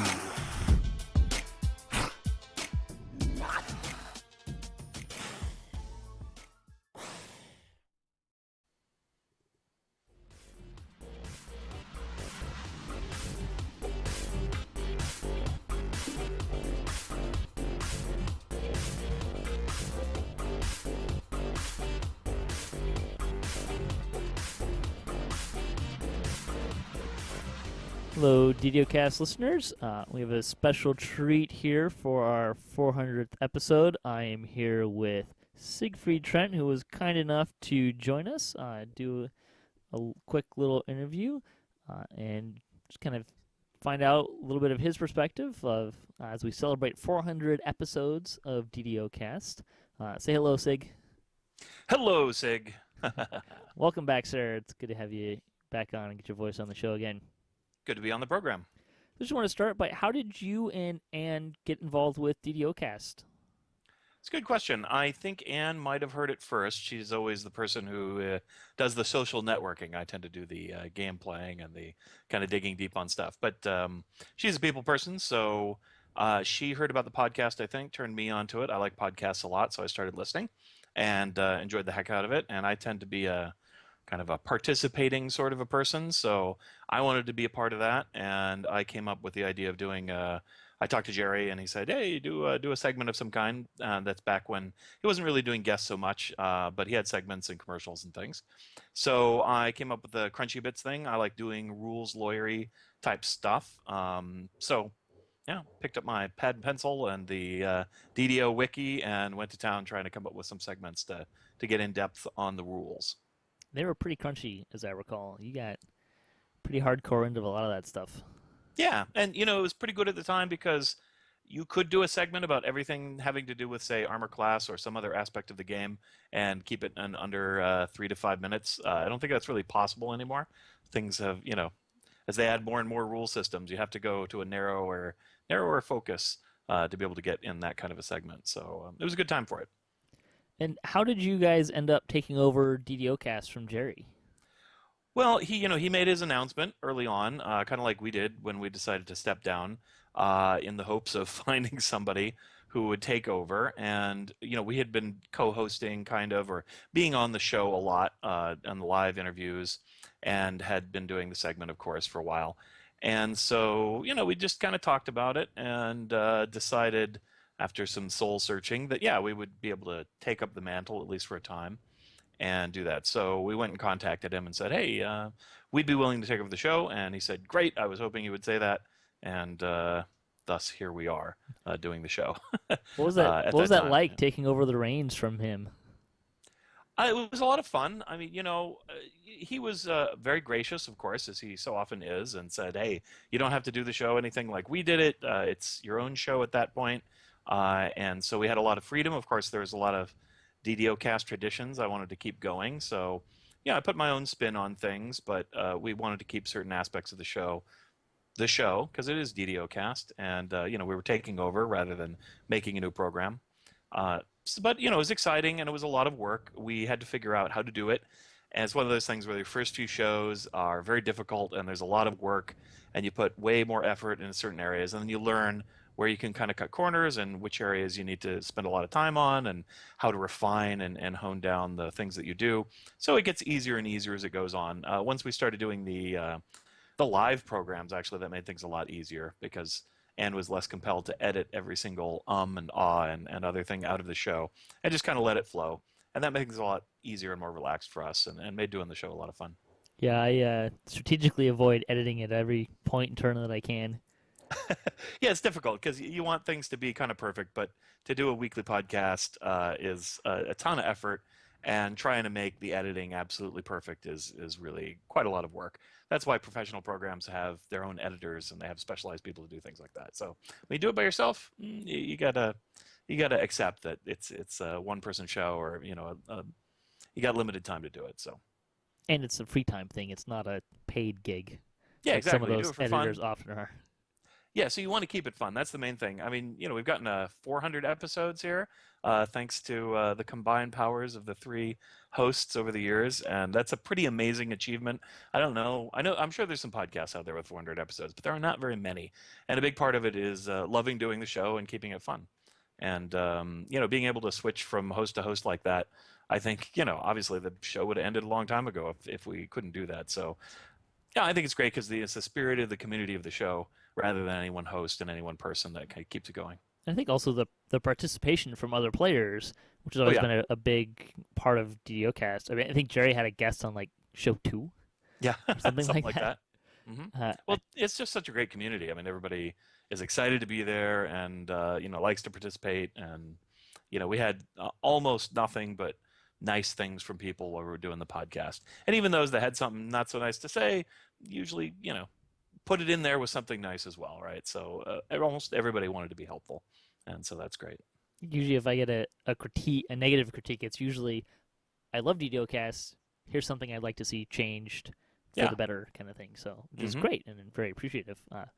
Please don't feel shy about doing that. I can take that, no problem. Oh yeah. We need help, and because you get into your own echo chamber. I mean, when I did Crunchy Bits, I listened to it. I'm like, oh my god, that's boring. I don't know who's going to listen to that, but people liked it. So you don't know until you put it out there. And some things you think are great and hilarious, but they don't get a whole lot of response. So it goes. You live and you learn, and you do the show, I think, both for yourself and for your audience. Do you have any particularly favorite moments from while you were hosting DDOcast, or even before? Let's see. Favorite moments. I've always been a fan and remain to this day of the commercials on DDOcast. So whenever we got a new commercial, I would giggle with glee and play it for Anne, and laugh and cavort. Couldn't wait to get it on the show. So I love those things, just the little audio pieces. I grew up listening to little audio sketch programs and things like that, and so I get a huge kick out of those. So there were a few that came in during the show, and I was really pleased with. Of course, Samius and Lessah did the lion's share of those things, so those were great. Our final shows were some great moments.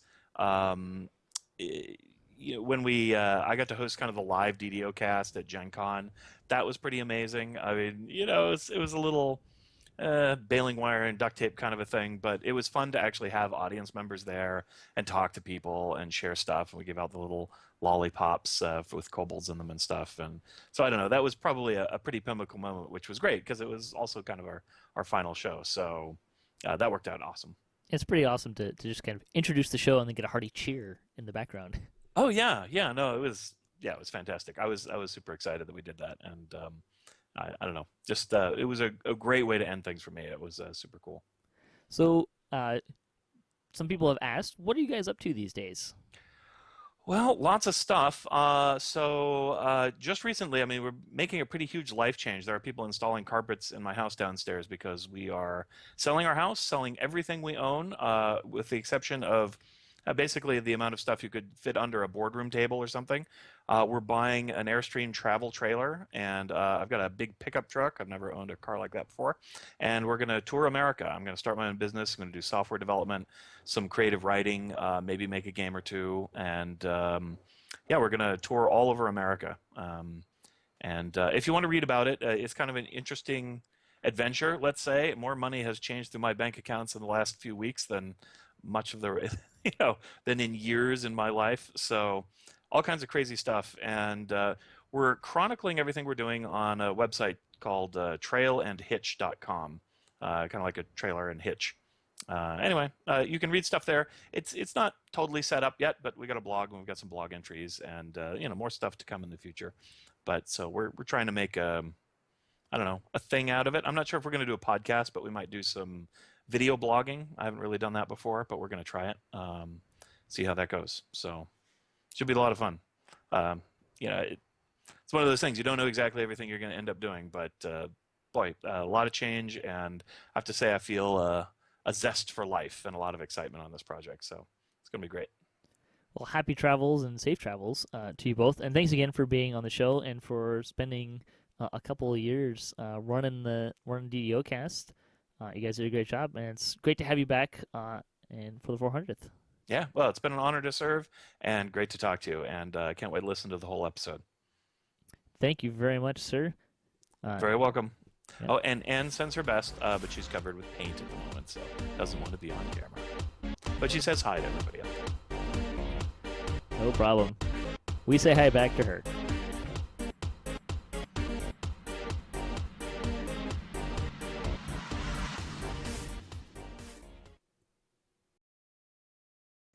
Hey there, everybody. Kyle here.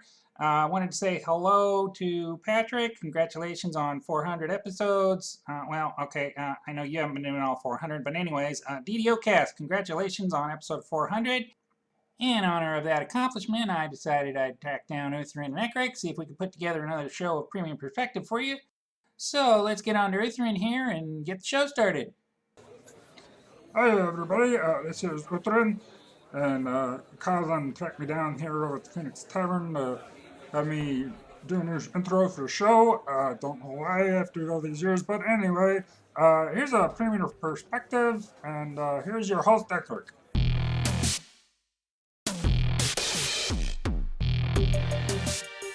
Welcome to Premium Perspective.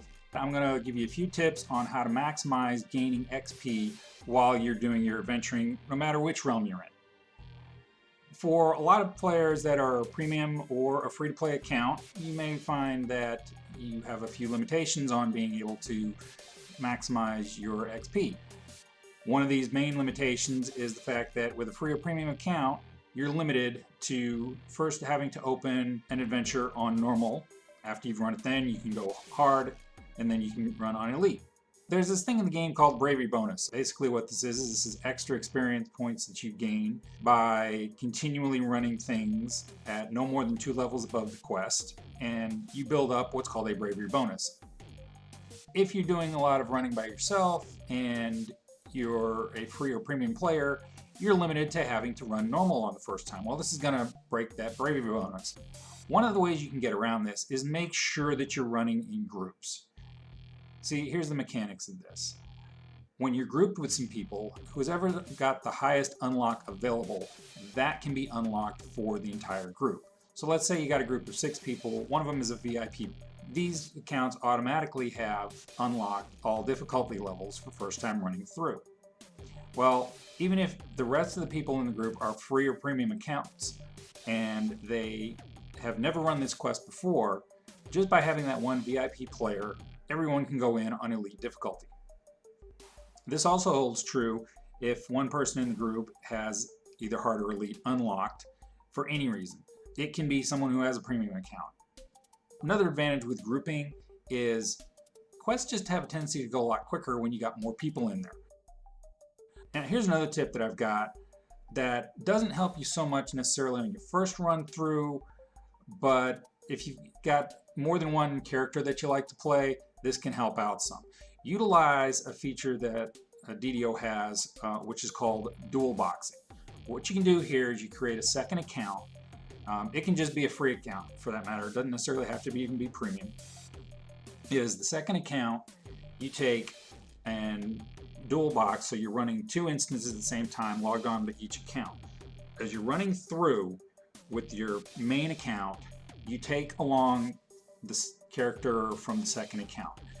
Bring them into the quest. They can just stay right at the entrance. What happens is when you get through, you've got this unlocked.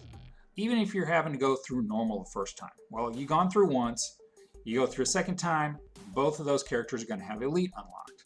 Well, what happens is later on, when you decide that you're going to run another character and you want to bring them into that quest, you dual box again. But this time your second account is going to be able to unlock that quest on elite difficulty already. So therefore, your primary account is going to be able to get in on elite. You don't necessarily have to worry about the power leveling limitations if you're going to use this trick of getting someone to unlock a higher difficulty level for you. If you have, let's say, a level 1 character and a level 10 character that are both in a group, and the level 10 character is able to unlock a quest on elite, and you want to run this quest on elite.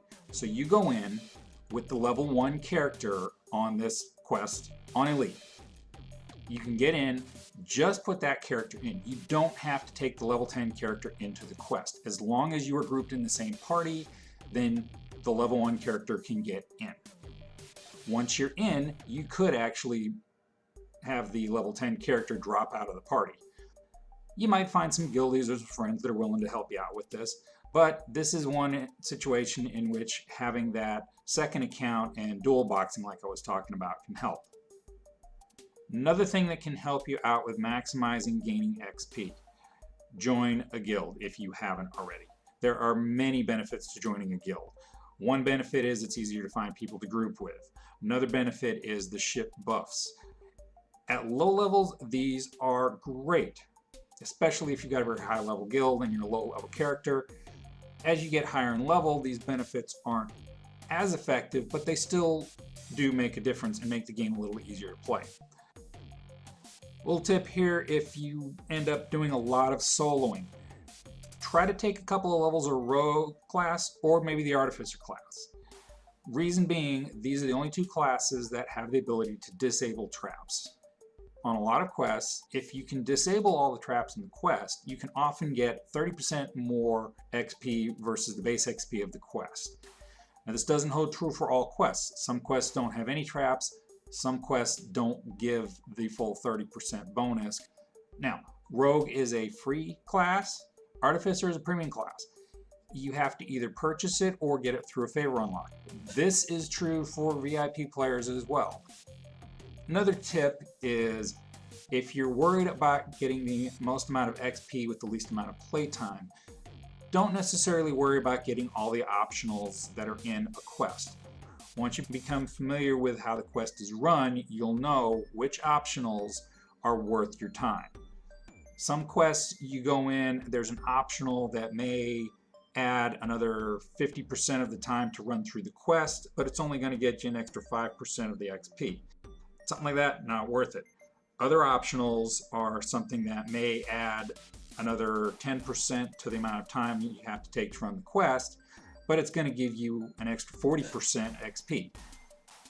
Takes a little time to learn this, but keep that in mind. You don't have to necessarily look in every corner of the quest. Final tip, If you have a tendency to wind up soloing, when you're creating a character, look on the character creation screen during step 2. If you look on the right-hand side, there's going to be an indication of solo ability. These can be poor, good, very good.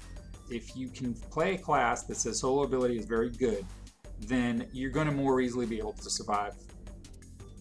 And with that, we're going to close out the show. I just want to say once again, thank you to DDOCast for letting me be a part of the show. Patrick, congratulations on taking the show out to episode 400. For everyone that's contributed to the show in the past to help make it what it is today, thank you for joining me and helping DDOcast make it what it has been.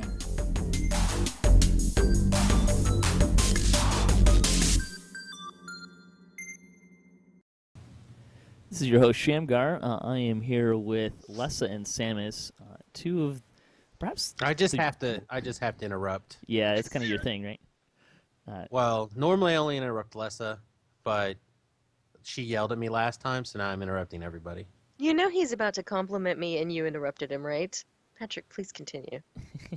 So these are, Lessah and Samius are probably two of the more prolific podcasters in the DDO world. They've been in DDOcast and participating in DDOcast for a long time. They, I think, are the first kind of real spin-off podcast in DDO Cocktail Hour. We're going to get to know them a little bit here to kind of celebrate our 400th episode and what those guys are doing. So we're going to start with, how did you guys get involved with DDOcast? Well, Lessah's got a much more interesting story, I think, than I do, so we'll let her start, and then when we decide it's boring, I'll jump in. All right. I think that's fair. I was recruited by Rowan Hill. She used to have a Girl Gamer segment way back when Jerry first started the show. And there was a segment at that time that was by a player called Merlask. And she did like a kind of like a role play segment. And she got hired by Turbine. She became Merlask after that. She had to stop contributing to the DDOcast, and they needed somebody to fill that slot, and Rowan Hill came and got me and wouldn't take no for an answer. Like, literally, I tried to turn her down many times, and she just kept talking, so I finally agreed.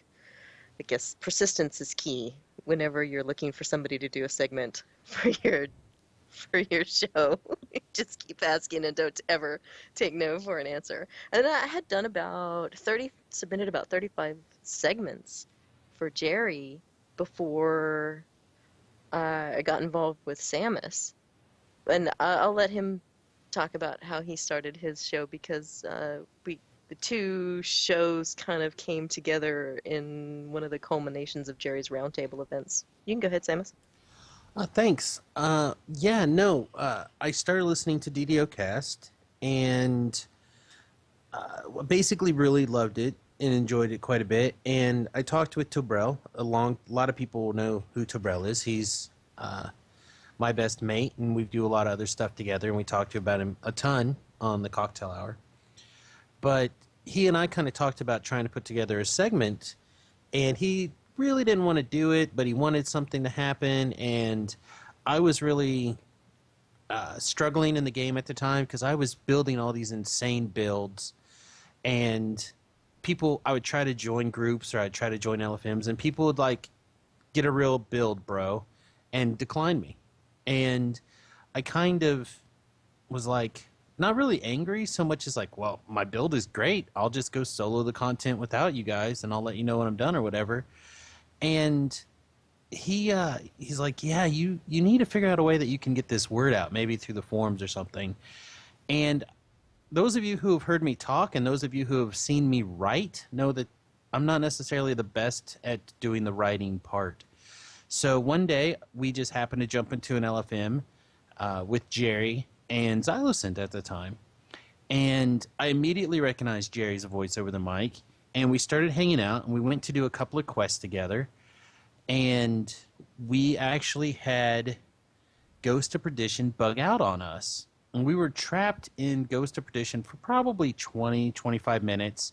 And we were just kind of tossing ideas around for different things. And I kind of pitched Jerry this idea of sound concepts, and Jerry's like, yes, do it. And I'm like, all right, well, I'll see what I can do to get that done. And then he kind of hounded me to actually get it done. So I did and turned it in, and people really liked it, and I got a lot of good feedback because it turns out a lot of people out there wanted their builds represented.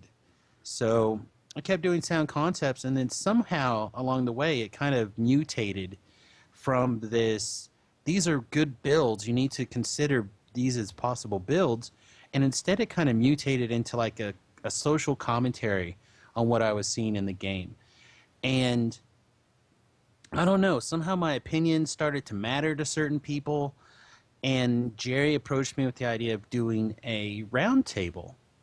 And I think when he put this idea of the round table together, he wanted two people that would butt heads. And because I was very pro like elite gaming, maximizing your skills to get to where you want to be the best, you know, build your reputation up. And I think he really was hoping that he could find somebody who would oppose me, as it were, and somebody who was more about smelling the flowers and doing all this crazy stuff in game. And Lessah and I teamed up for, I think, the very first roundtable. I think it was, Lessah and I, Jerry, I think there's like one, maybe two others. Yeah, there was at least two other people there, and I would not stop messing with Samius. Right. I think he intentionally set us at each other. Yeah.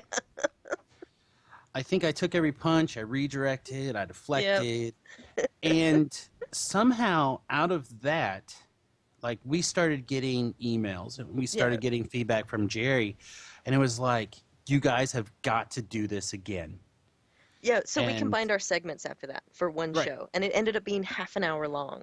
And that was when we said, maybe we should take this to the side and make it its own show. Because we just, like, us screwing around for half an hour, we realized became incredibly fun and very disruptive to what we thought DDOcast is. Yep. We were no longer professional after that. So, just lost it all. And I remember I was sitting at work on Skype talking with Jerry, because I'm a professional everywhere I go, and we started talking about doing a spinoff. And on one hand, he was like, man, I hate to lose you guys from DDOcast. I'm like, well, I don't necessarily know that we will stop doing DDOcast. Of course, we almost immediately stopped doing DDOcast. Almost immediately. But he really wanted us to do it because he wanted a podcast that he thought would be incredibly to listen to, that he didn't have to put any work into. So he really, really encouraged us to kind of make it happen. So there wouldn't be a cocktail hour without Jerry kind of pushing us out of the nest a little bit, even though he, I think, wanted us to keep doing our segments, but he knew that we were on to something. And it's been almost 5 years, not quite 5 years of us. I looked it up. Your first episode, I think, was February 2010. Yeah, that's right. Okay, then. 5 years. I looked it up the other day, actually. That's where I was thinking 5 years, too, yeah. Because we can never remember. Because unlike DDOcast that puts out an episode on a regular time schedule, we just kind of throw beer mugs at a calendar until we both have a time that we can both agree on. So, I wanted to ask you, where do you guys get your artwork? Because kind of one of the staples of your show has been having some bits of artwork.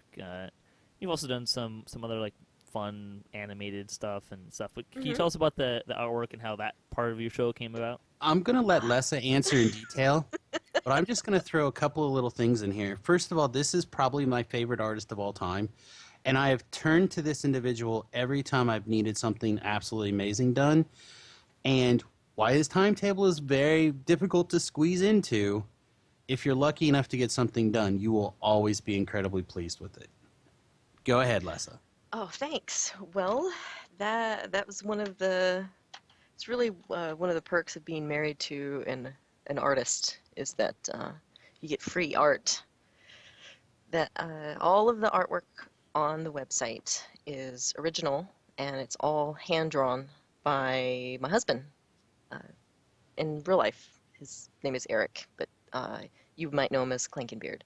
And when I ask for something, he asks me, kind of a concept of what I want, and then he'll sit and draw it by hand in a notebook. Then he scans it into the computer, and then he traces it in Flash and colors it in like a coloring book.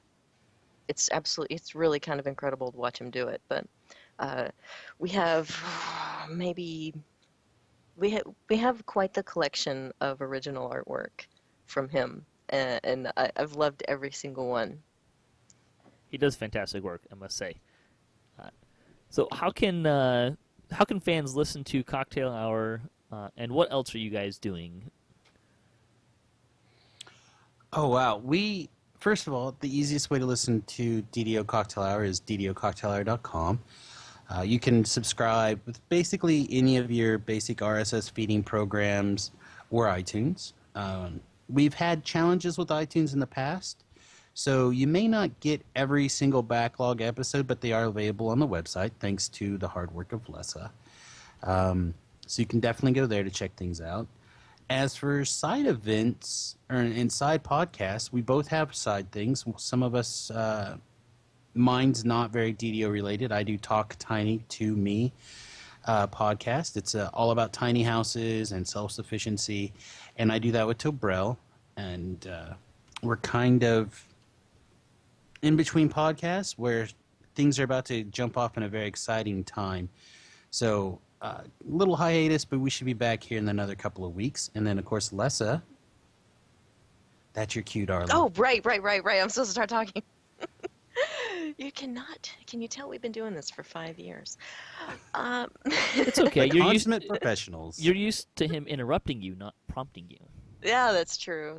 He never really passes the ball to me. That's not true. I just have to take it. It's not true. Lies! It's a bounce pass off the side of your head. Me and a couple of lady friends of mine are part of the DDO live stream team. My friends and I are part of the DDO live stream team, and we do Twitch on the DDO stream channel. Every other Tuesday would be 11 p.m. Pacific time, so you can catch us there, or 2 a.m. Eastern, depending on where you live. And it's been pretty fun. We've done about 25 of those. And then the next day we do a really short podcast, and we talk about the quest, we talk about the loot, we talk about what we liked, what we didn't like, some other stuff. TV. And TV, I like to throw in stuff that the three of us are watching in common. And then I like to try to push them into watching other things. It hasn't worked yet, even though they're making me watch Doctor Who. I don't think that's very fair. But I'm still, it's a work in progress. We're all adjusting. And then definitely go to, you can go to either website, really, damselsofddo.com, or you can go to ddococtailhour.com, and one always links to the other. I guess since there's an opportunity to talk about Twitch, I do want to go ahead and throw both of us under the bus. We both have Twitch streams. She's Lessah101, and I'm Samus Garobo. All one word. And we both have things that go on, so if you are interested in watching us do things, please go ahead and jump over there to twitch.tv/us respectively and give us a follow. But one of the things that we do is most Fridays, if Lessah decides to get out of bed and join us, we will play Dungeons & Dragons together on the Solana server starting at 12:30 Central Standard Time. I'm not sure what time that is for everybody else in the world, because I'm not good like Lessah and realize that most of the population lives on the coast. So I feel like people should just adapt to our time. But that's the other thing that we do together on that I feel is very important. We've really focused on getting all the stuff that we don't want in a podcast out during the live stream. So we're really, really unedited there. And I think it's some of our best material, actually. Well, thanks very much, guys. Really appreciate you taking some time to be a part of episode 400. And I know you guys are pretty close to 100 episodes, I think. I think you guys are just hitting 90, which is impressive in and of itself as well. So congratulations there. But thanks for being a part of the show, and thanks for taking some time out of your day. Now, thanks for keeping the Cheers. fires burning. Working on it. Oh, we're just My going to best. end with the cheers. We're just going to end with just fine. Cheers. We can't say 2 seconds to say thanks for keeping the fire burning. Just cheers. Thanks, We're Patrick. done. Cheers. Bye. We're over. Goodbye. And now a word from our sponsors. All right, all you holy rolling paladins out there, have you ever gotten a group invite and had to jump into a dungeon right away on an empty stomach? Yes, I have. Your body is a temple, and you can't go polluting it with unhealthy or unholy foods. Preach it, Brother Clanky. That's why Clankenbeard has developed a line of meals on the go for you discerning, overly righteous warriors. Hey. Introducing Paladinners, quick healthy meals for paladins. Did you think this up when your Int Helm was in the shop? Paladinners now come in a wide variety of entrees. We have our traditional meals of holy cow and holy frijoles. Don't eat red meat? Try our holy mackerel. Vegetarian or vegan? There's our brand new holy macaroni and holy guacamole. So pick up some Paladinners at the Leaky Lobster and make sure you enter that next quest lawful. Blech. After that, I may never be hungry again. Just shut up and play the jingle. 1, 2, 1, 2, 3, 4. Paladinners, Paladinners, what a holy quick meal should be. You know they're awful good, because they're lawful good. You gotta lay your hands on Paladinners.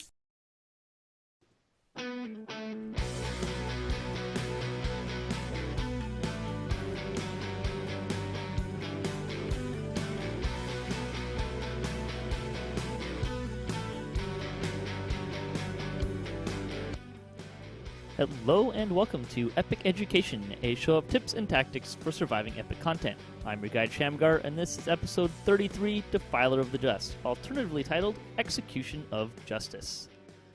With me this week, we have a very special guest for the segment, Voodu, or some might know him as Ginger Spice from the Highlands of Malkir. Hey everyone. In this episode of Epic Education, we're going to talk about the primary fight of Defiler of the Just. This is the part of the raid in which the task is to protect the downed Archons while simultaneously holding back Devil reinforcements. Just as a way of starting, we want to mention the fail conditions, because that's the key part of this phase of the raid. There's 2 fail conditions that you have to simultaneously manage. The first one is you can't let 5 Archons die. Every couple minutes, an Archon, 2, sometimes, usually the last time, 3 Archons will drop. Each one will have 2 Executioners, Abishai Executioners. If either one of those Executioners is still alive after the timer of about 1:10, I think it is alive, then you lose that Archon. If you lose 5 Archons, you fail the raid. Shortly after the Archons drop, generally 5 reinforcements will spawn, sometimes 10 towards the end of the raid. If at any point in time you have 15 reinforcements, again, you fail the raid. So we're just going to talk about our tactics and how to manage this. I do want to mention, too, there are also other spawns that will happen during this phase of the raid that are not reinforcements. They're not the Executioners. Although sometimes some of the reinforcements are the same type of mob, so it can get a little confusing sometimes. But with that, Voodu, what is your strategy in Highlands of Malkir? How do you guys kind of navigate through this phase of the raid? Well, I want to start by saying that, if you haven't done this raid in a while, if you haven't done it since it first came out, they have made some changes. The center area is quite a bit different than it used to be. It's not open anymore. And I'm guessing they probably did that to prevent people from standing on the statues and perching and being able to hit everything from right there. Also, it helps to keep the Abishai Executioners from running all over the map, which was a problem in the beginning. It's also worth mentioning that this is not a very hard raid, but it's actually a very easy raid to fail. And I was explaining this to one of my guildies, and I said, well, isn't that the definition of hard? And I said, well, the King of the Crystal is not a hard quest, but it's very easy to fail. So similarly, we've actually, in High Lords of Malkir, we've tried a lot of different strategies. And our strategies definitely evolved as they made significant changes to the raid. And the strategy that we've settled on is using 3 people in each corner. So I have 3 people on the bottom of each of the corner ramps. And we like to put them there because It keeps them off of the floor, which is where all the blades are floating around. You know, you don't want to fight stuff on the floor if you don't have to, because you got all the Shavroth blades, and they can do quite a bit of damage. They can very easily take out players that have lower PRR. So I just want to mention while you're kind of talking about this, so I've got a map up so people can see this. The ramps are kind of the darker purple areas in the four corners is kind of what you're talking about, where you're putting your 3 people each. Yep, right about where the red stars are. The stars aren't up yet. Oh, okay. So one of the reasons why I like to put 3 people in each corner is I've found that just generally speaking in raids, that if people have an assigned job, things tend to go smoother. People tend to pay more attention to what they're supposed to be doing. And by having 3 people in each corner, you're covering pretty much the entire zone at all times. And so, you know, you mentioned the failure modes, and the bottom line is this raid is all about killing mobs as fast as you can. The Abishai Executioners and the reinforcements that come out of the portal rooms that spawn from the portals. And unfortunately, as you mentioned, there isn't a real good way to distinguish the reinforcements from just the trash mobs that spawn on the ground. But like you said, they spawn in waves of 5, sometimes 10. If it's 10, it's going to be 5 at each end.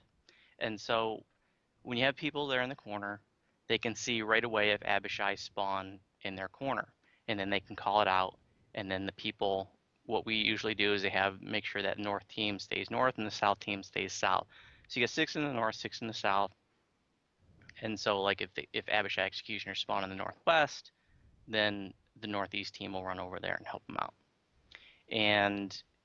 Or if you're in a corner where they don't spawn, you also want to take a look out in toward the middle too, because if Abishai Executioners spawn in the middle, you can see them from your corner, or at least if they're in that sort of quadrant, you can see them from your corner. So if you don't see anything right immediately in your corner or in your quadrant in the center, then we have the group run to the other side.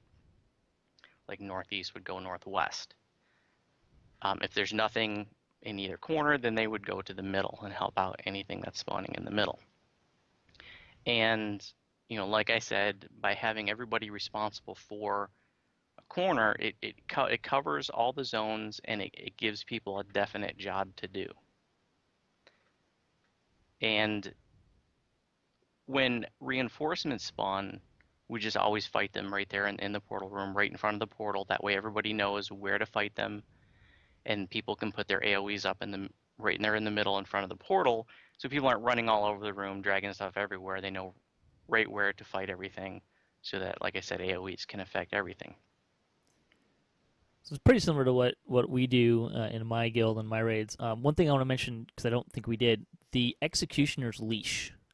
They have a very short leashing range, and you can really waste a lot of time if you kind of pull them somewhere where you don't want them, and then they run back and come back at full health. So that's something that you really want to make sure that you're being careful of. I did just show, I'll throw up here again, just a map. So it took the map of the area, it kind of defined where things can spawn. There's kind of 5 different areas where the Archons will drop. And you'll know the Archon's there because there's a big, giant beam of light. It comes down. Sometimes they can hide in the corners a little bit, but they're generally pretty easy to see. They can spawn in one of 5 kind of zones. The 4 corners, which I've marked in red, and kind of in the center. And the corner ones are pretty easy. If one drops there, they're going to be right in that general area. They'll be really easy to see. You can either send people there, or if you already have people there, kill them. Pretty easy to do. The center is where I think you get really tricky, because there's walls that kind of run north to south on the outside of the ramps. And you kind of have to make sure you look around those walls in some fashion. You're talking about doing it from the corners. My method's a little bit different. But you got to kind of make sure that you look around those corners and make sure there's not an Archon or an Executioner there hiding.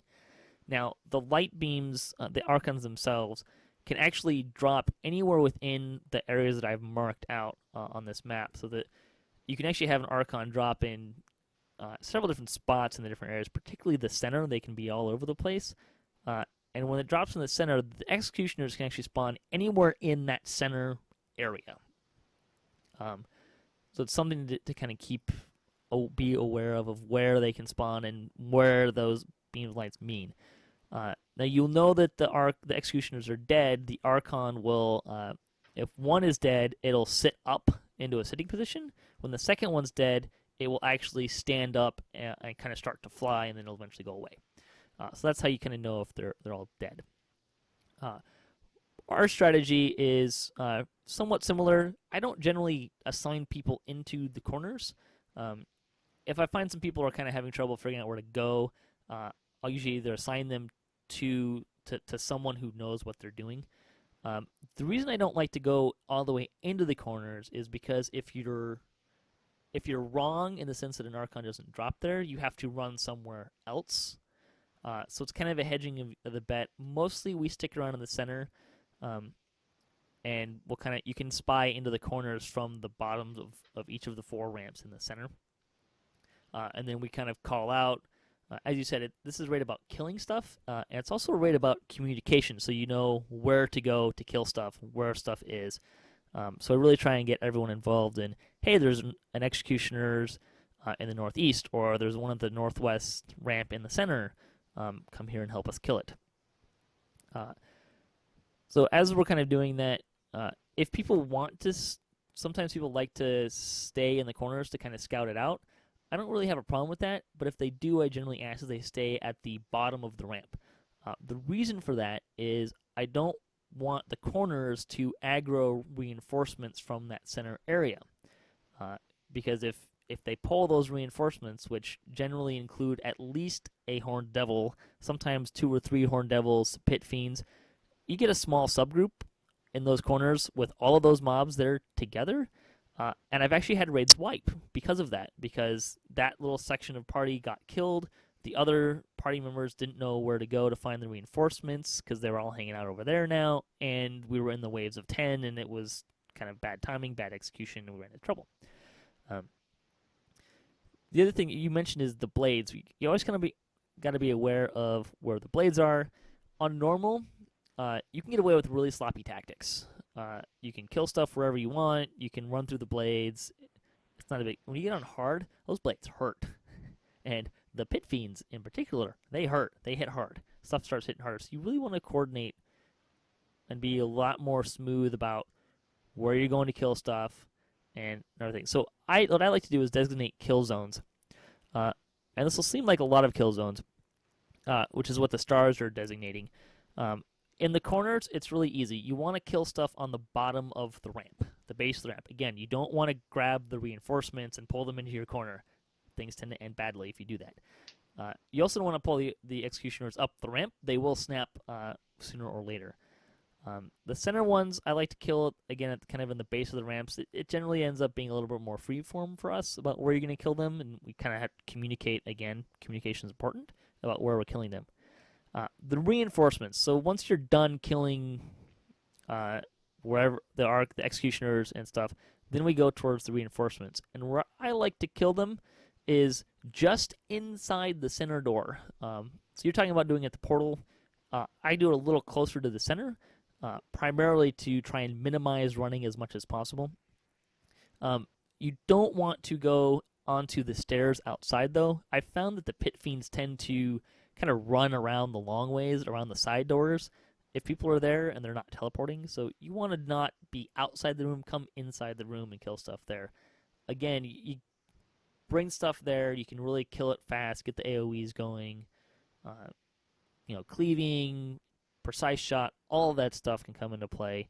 Really you want to get them all together. And I think the thing that you find common between our strategies is kill zones. Know where you're going to kill stuff and bring stuff there. Yep, that's very important that everybody in the group knows where to take those mobs. It's also important to know what mobs travel.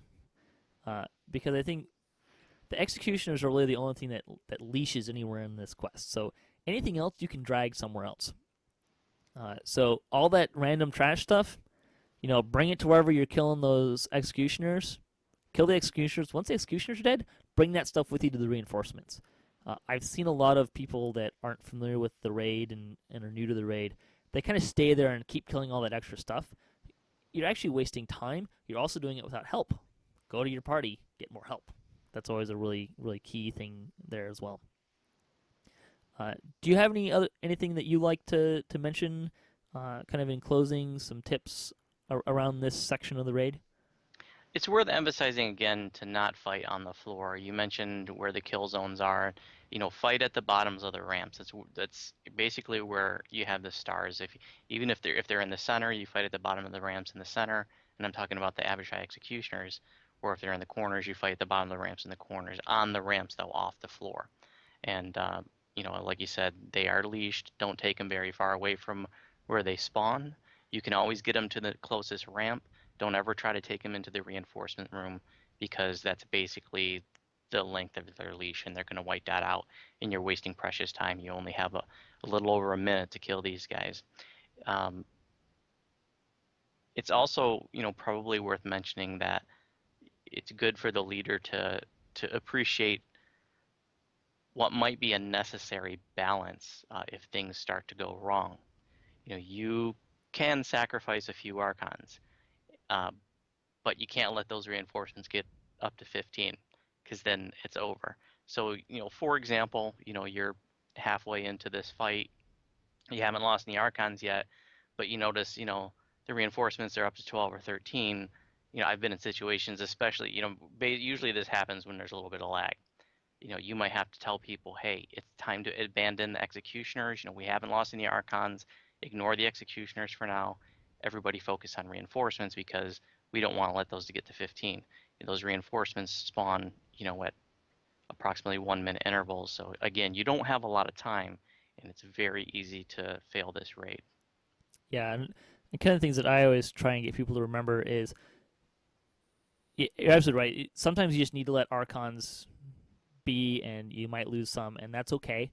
It makes the end fight marginally harder, but not very appreciable. Even on hard, I haven't noticed to be a huge difference. It's really about managing those two fail conditions. And everyone, you can always kind of see some of the newer folks to the raid is they look at the fail condition of the reinforcements, which to them always says, we need to kill all of the reinforcements before we go back to executioners. No, that's incorrect. You need to keep your reinforcements below 5. If your reinforcement number is below 5, you cannot fail the raid yet, because the most reinforcements you're going to get is 10, which means, if you're at 3 reinforcements and executioners and Archons drop, you can take the reinforcements with you, go kill the executioners, go back to killing reinforcements. You have a little bit more than you want necessarily, but as long as that reinforcement number is below 5, another wave of reinforcements can spawn and you will not fail the raid yet, which is important to note. A lot of people, particularly, they to me appear as new to leading the raid because they have that moment of Archons drop. Oh no, there's still one more reinforcement. We gotta stay on the reinforcement. No, it's okay. You can go and kill the executioners, and you're not gonna fail. You've got Don't panic. Yeah, you don't panic. You got leeway room. The other thing is, if you are kind of fighting that reinforcement, particularly when you get 10 reinforcements, you can have 2 or 3 waves of 10 reinforcements. The last wave of 10 will also have 3 Archons instead of 2. Sometimes if you're really trying to manage that, and I've noticed it on hard, when we've run on hard. Did you mean to say 3 Pit Fiends? No, 3 Archons with their executioners. Really? I didn't know that. The last wave, I don't know if it's every time, but you can get 3 Archons. It's always the last wave of reinforcements, or the last wave of Archons. There'll be 1 wave of reinforcements after that of 5, mostly Pit Fiends. But no, so if you're starting to build up on the reinforcements, but you still need to kind of keep track of the Archons, as a leader, what you want to do is find an Archon that's close and send everyone there. What you're doing at that point is you're sacrificing 1 Archon, focusing on the other, or maybe 2. Focus on the ones that you can get to, you can kill it quick, and get right back to the reinforcements to keep those numbers down. So it's something to kind of keep in mind. So as a leader, you want to kind of be, it's your call as the leader. What are you killing, reinforcements or Archons? And keep in mind, you can lose some Archons, and you can have the reinforcements as long as you're below 5. The next wave won't kill you, and there's more time than you think. A lot of people kind of freak out about how much time they have. There's more time than you think. Now, if you're at 5 reinforcements and you hear the DM text and Archons have fallen, you better kill some reinforcements quick, particularly if you're close to waves of 10, because you got very little time. Because they spawn maybe 10 seconds after each other. But anything else you want to say before we close this out? It is good to be aware, like you said, that when the 2 executioners that are leashed to a given Archon, when they go down, the Archon flies away, and that can be valuable to know in a time crunch because when all the executioners are dead, the timer stops.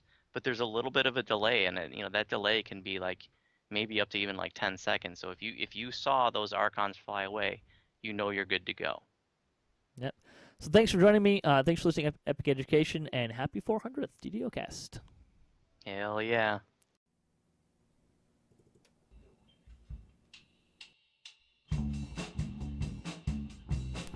Hello and welcome to another episode of Reebus the Rogue's Top 10. Wow, it has been a long time since we've heard from Reebus. In fact, the last time you heard from me was on June 30th in 2013. That was episode 67. This episode 68 of Reebus the Rogue's Top 10 with a huge more than 2-year hiatus. So this week's top 10 in honor of DDOcast 400th episode, the top 10 things you probably didn't know about DDOcast. And I actually did a bunch of research for this. I went through every single episode's details, recorded all the different things that were going on each show. And I'm actually going to have a link to that available, so if anybody's interested in going back and looking at specific things, you can search through it. It's a Google Sheet, so you can find your favorite segments and listen to just those episodes, or find the special events or the commercials or any of those things, and you can listen to the episodes that you want. And I'll make sure that that's available, so you should be able to find that on DDOcast.com. Anyway, this week's top 10, the top 10 things you probably didn't know about DDO. So, especially for those of you who are joining in the last few years, when was it that DDO actually aired first? That's right, when was the first episode? So number 10, the first episode of DDOcast aired on February 3rd, 2007. That's right, February 3rd, 2007. And that's a total time span between now and then of about almost 9 years. How many podcasts can you say have gone 9 years? Not too many. All right, number 9. Special events. The number 9 thing that you may not have known about DDO is how many special events have aired on DDOcast. There's been about 35. When I say special events, I mean things like, the mayoral elections or the different kinds of contests that have gone on. These are special events. 35 in the 9-year history, almost 9-year history. We've had about 35 special events. That's a lot of special events. 35 different ones. All right, number 8. Number 8 thing you may not have known about DDOcast, segments. All right, so we think about segments. Which segment has the most episodes and was the longest running? Well, if you guessed Reebus the Rogue's top 10, you'd be correct, and I'm not even counting this one. My top 10's 67 episodes, not counting this one, and they aired between the time span of May 19th, 2007 to July 15th, 2013. Okay, so it doesn't include this one, so that's a total of 6 years that I was making top 10s back a couple years ago, and 67 of them. Number 7 thing you probably didn't know about DDO, number of guests and hosts that go by their real names. That's right, I don't go by my real name typically. although it's Dave. But some people have just come on the show by their real name, have gone by their real name pretty much the whole time.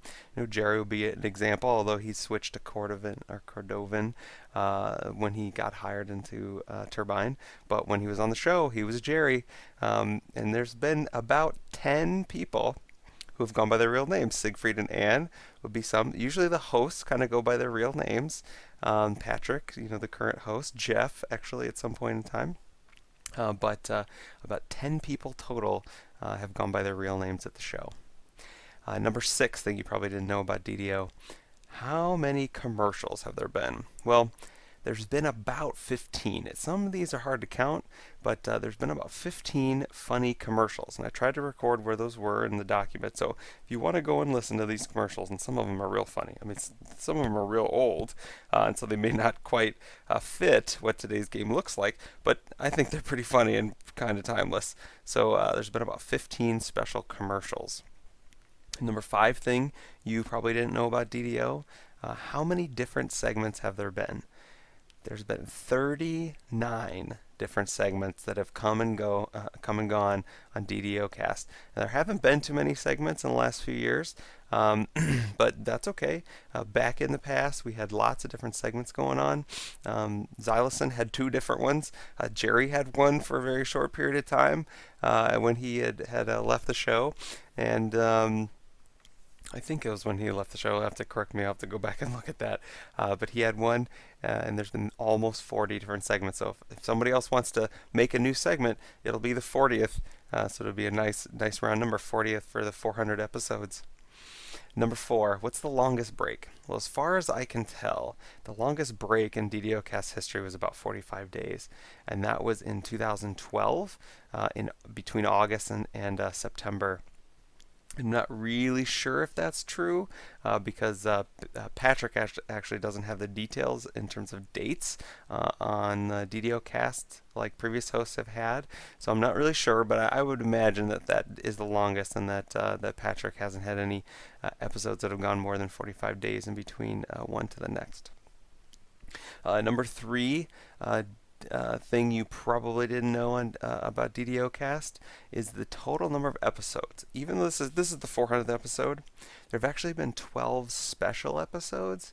So technically speaking, this is the 412th episode. I know, kind of funny that there's been that many, but special ones. This really isn't the 12th. Maybe you have to go back, or the 400th. You have to go back to the 388th episode. That's really the 400th episode. But those 12 special ones we haven't really counted. Those count like there's some YouTube episodes and some other things that are sort of special episodes. All right. Number 2. I'm sorry. Yeah, that was number 3. So special episodes, there's 12 and 412 total episodes. Number 2 thing you probably didn't know about the show is how many hosts have we had? And guests. And the number of hosts, well, we've had 3 separate sort of iterations of the show, right? Jerry was the first generation, and then Sig and Ann carried it through for over 100 episodes, or I think just about 100 episodes, and then Patrick's had it ever since. There's actually kind of a 5th, so that's 4 people, right? Jerry, Sig, and Ann is 2, and then Patrick has been 4. Well, there actually kind of was a 5th host. Geoff, Hanna was actually basically hosting with Sig and Ann at some point. He just kind of was on every episode, so I kind of count him as a host. So it's really been like 4/5 hosts of the show in its history. And there's been about 120 guests. And that would be guest folks who actually come on the show and either talk in an interview or have actually been on the show live with the host. 120 guests. All right, so the number 1 thing you probably didn't know about DDOcast is the total number of people that have been on the show.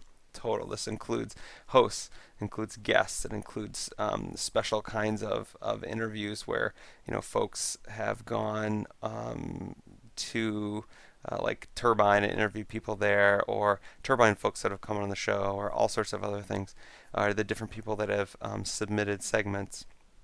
And that number comes out to probably about 165. And it's hard to count because sometimes groups of people come on the show, and it's hard to know how many exactly are there. But I think it comes out to about 165, and that number is probably low. It's probably more than that. It might be as high as maybe like 180.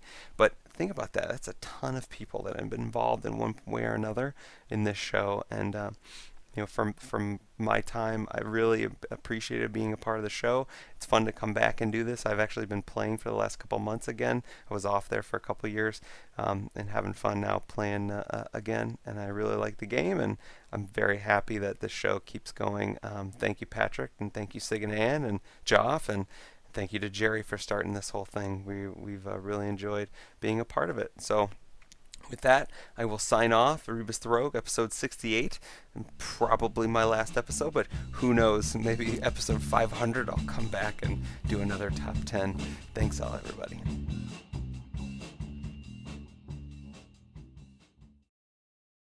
And now, another word from our sponsors. Hi, it's Vince with Total Sham. This is for the dungeon, the tavern, the six-legged wagon thing. It holds 200 times its weight in liquid. What is Total Sham good for? Get acid off your axe, blood off your body, soak up drippy black splash from trolls, ogres, rusties, and so much more. Look, here comes an ancient water elemental. Don't waste your mana. Gone. You getting this, cameraman? Look, no thrips.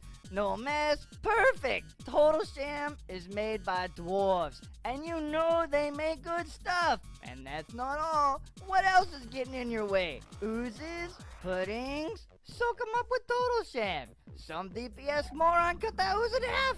Cut Total Sham in half. Total Sham magically soaks up any fluid. How much would you pay for upkeep of your Uber gear? 100 plat? 200? Well, call now and get Total Sham for just 50 gold pieces. That's right. Call in the next 5 minutes and get a second Total Sham absolutely free. Twice the sham, half the price. But wait, the first 1,000 callers will receive a signed photograph of Sean Connery's Drow Sorceress, Hottie Pants McFiddlesticks. When I'm looking to towel off after a sweaty run in the caverns of peril, I just reach down and grab my sham. Oh, it's shamtastic, all right.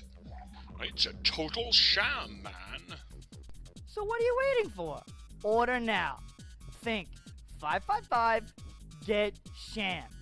Clairvoyants are standing by.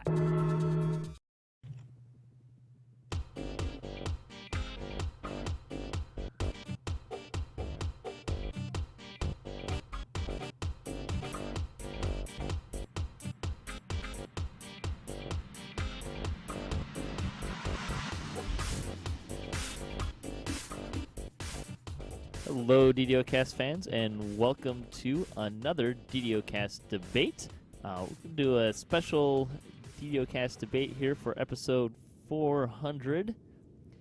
And we have, for this week, DDO gamer Geoff Hanna. Hi, thanks for having me back again.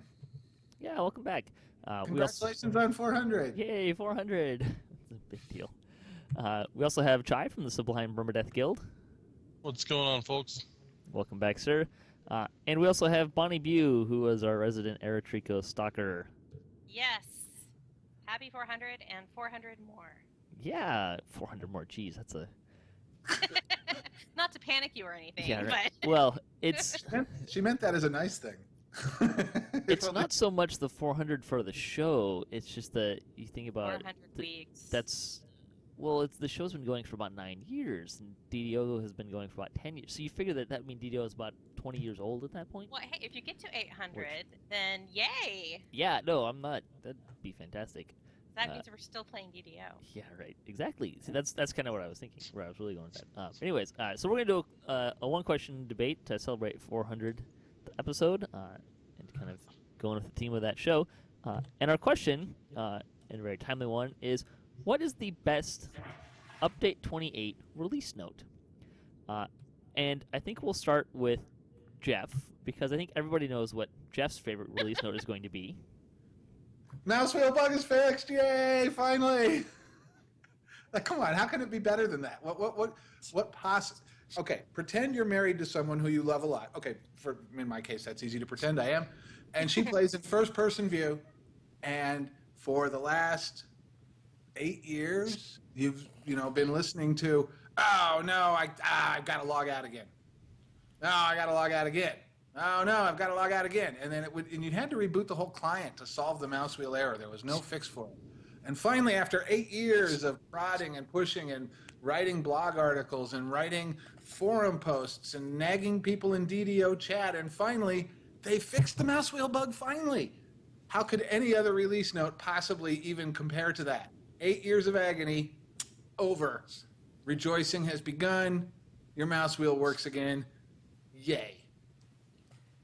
DDOgamer.com is going to be really entertaining if this happens to be one of those things that keeps re-breaking.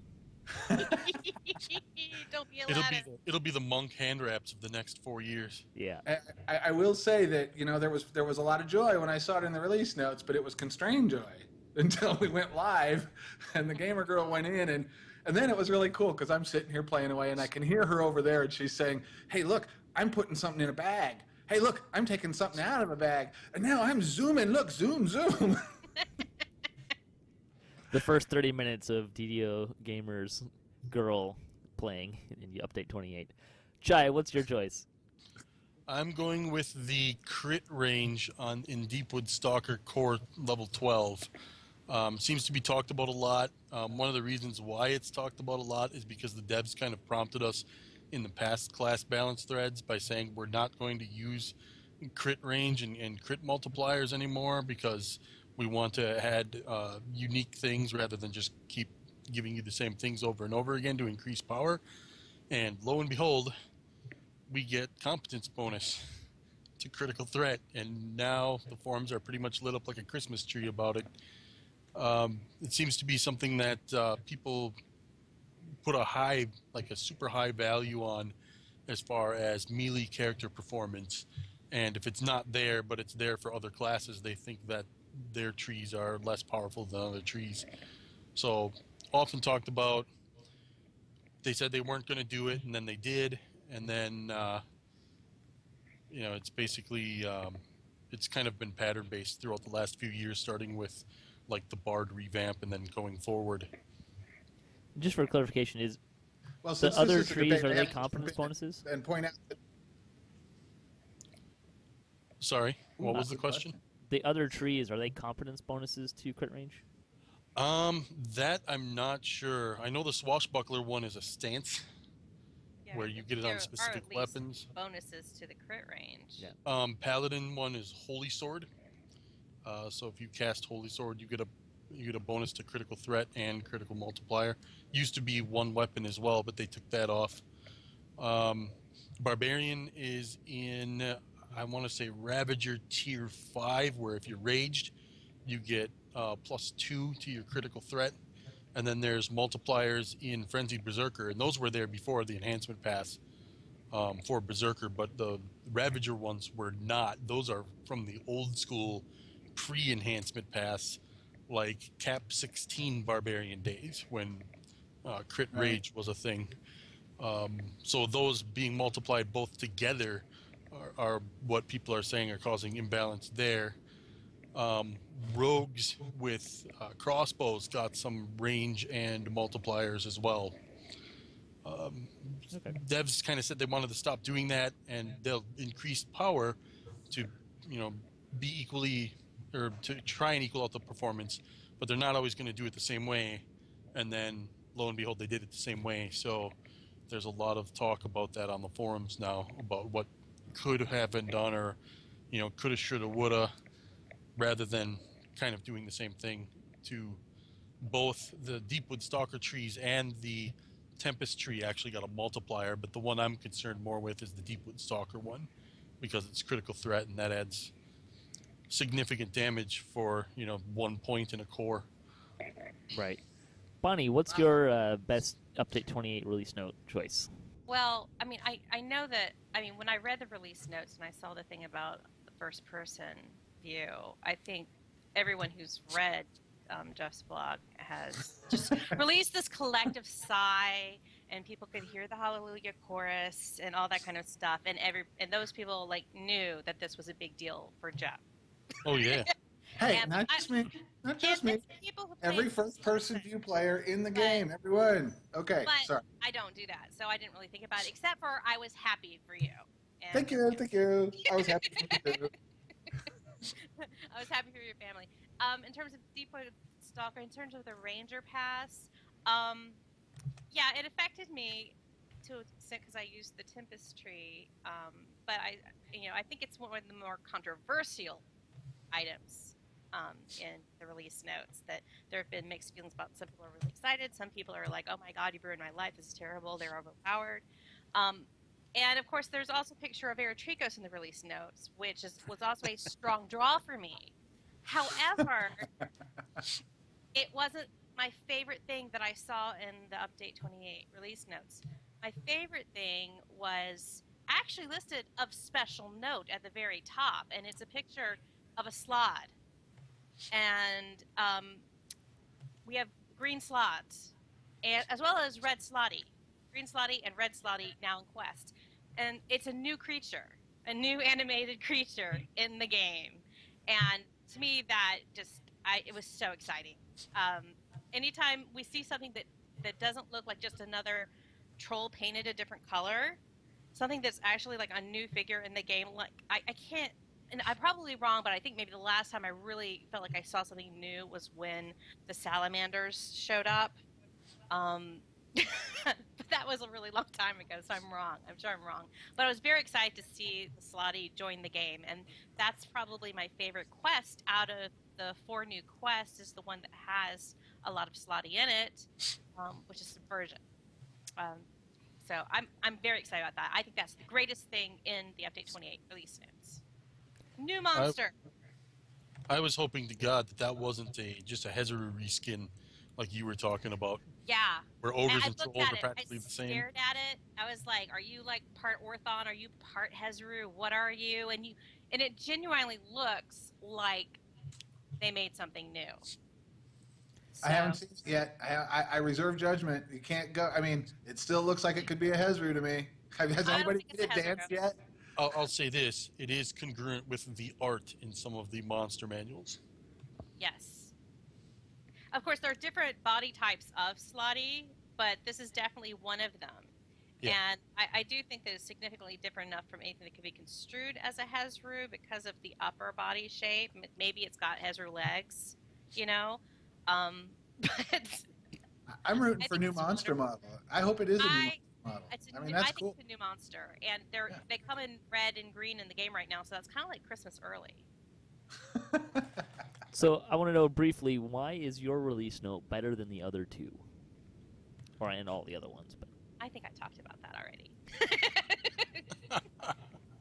Well, I would tell you why mine is better than Kai's, but to be honest with you, I kind of nodded off about halfway through. I mean, numbers, just like every other class, blah, blah, blah. These other, okay. I'm sorry. If I wanted spreadsheet excitement, I'd open Excel. I just wasn't excited. And I'm not excited by it as a release note, really. I mean, okay, a critical thing, whatever. Okay. So there's no doubt that the mouse wheel bug is clearly superior to whatever the heck that was. No doubt. I would say it's the other way around because this is the most conversed about thing in the feedback threads and in the class balance threads, which seem to be the hot button topic over the last few years since the first Bard revamp happened. Ooh, please tell me you're not using forum quality. Yeah, I'm sorry. Go ahead, Bonnie. I don't think that necessarily counts as favorite, though. I think it's the most controversial item in the release notes, but not necessarily the best or like what I would say is my favorite. It's a hot button topic. Most often discussed doesn't necessarily mean controversial. This one is controversial because people right now are providing a lot of knee-jerk feedback that it wasn't needed. But class balance is something that is an ongoing conversation. All right, well, to be fair about this, there was a lot of knee-jerk feedback that it was needed, and the fact is, if you're judging the quality of the release note by forum volume, wow, we got a problem, because the forums they're not a happy place. They're not that kind of place at all. I'm not saying it was or it wasn't needed, but I'm saying that it's definitely generating discussion amongst the populace, and it's not like it's not one of those things that's, highly desired by a very small group of people and then a footnote for everything else. Well, I'm trying to let you talk because I'm polite. Well, no, I'm not. But I play a polite person on TV. But, come on. It's just the question is, what is the best release note? Now, we all know the all-time best release note prior to Update 28 had been, and there's no question really or debate about this, cows are now oxen. Okay, now, is there anything in this update that comes close to cows are now oxen? Yes, the mouse wheel bug being fixed. That's it. I mean, the way I look at both of these things is the mouse wheel button, that's a first-person player issue. And Rangers, that's a Ranger issue. And both of those are like, if you did a Venn diagram, those are subsets of DDO as a whole. And I think Slotty, having a new monster in the game, affects DDO as a whole, as opposed to the other things only affecting groups of people who play DDO. Well, there's people that are playing Rangers, and then there's people that play in groups with Rangers. So I don't know. It sounds to me like class balance. Then there's people who live with people affected by the mouse wheel bug. Yeah, absolutely right. And besides, all these other things are cool and nifty, and I really don't mean to detract from them. It's a shame we're trying to balance one and the other. But the mouse wheel bunch, look, here, I'm trying to show you my mouse, but the cord is too slow. So I'm holding my mouse up and waving it. It's basic Windows input device. I mean, come on, cut me some slack. 10 years later, the game has figured out how to use all of the PC. Yay, that's way better and way more important. Okay, I'm done for now. We'll read your blog later. Well, thanks, guys. It was a lively discussion and a fitting entry into episode 400. Really appreciate you guys helping with that.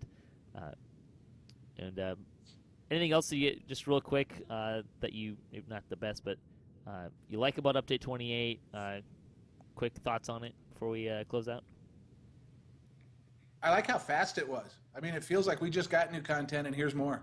Yeah. And it's not very intricate new content because it's using places we already have and stuff. But I mean, geez, they got it out in no time. Yay. Yeah, content focus has been something that I've harped on for a while as well, and I think it's much needed. I agree.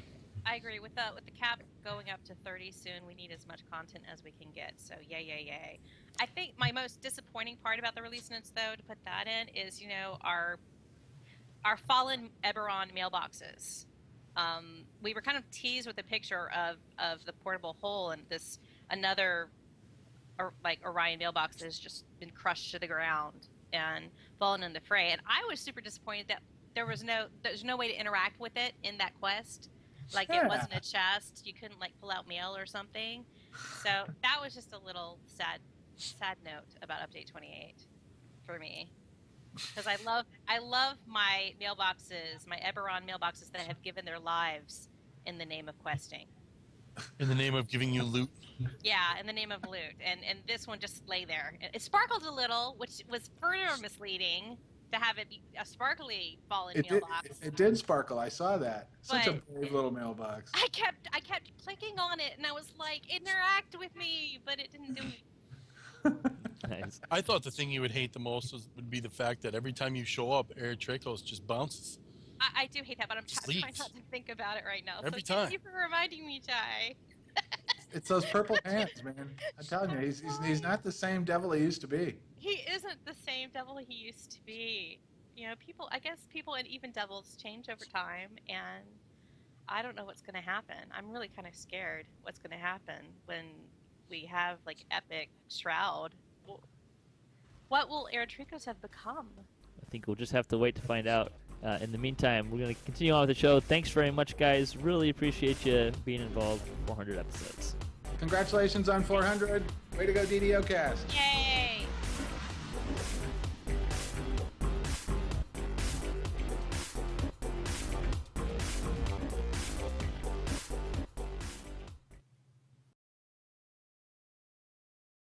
Hello, everybody. This is Clankenbeard with another Clerical Errors. I'm broadcasted live this week from inside a little-known pub called the Uber Leety Dinghy. It's a topless bar, which is a bit inconvenient because if it starts raining, I'm gonna get all wet. Right. So I'm sitting at this bar and I'm talking to this guy about They're primarily ability scores, and I'm thinking probably a bunch of noobs out there don't know what all of these things mean, so I'm going to go over them for you today on the show.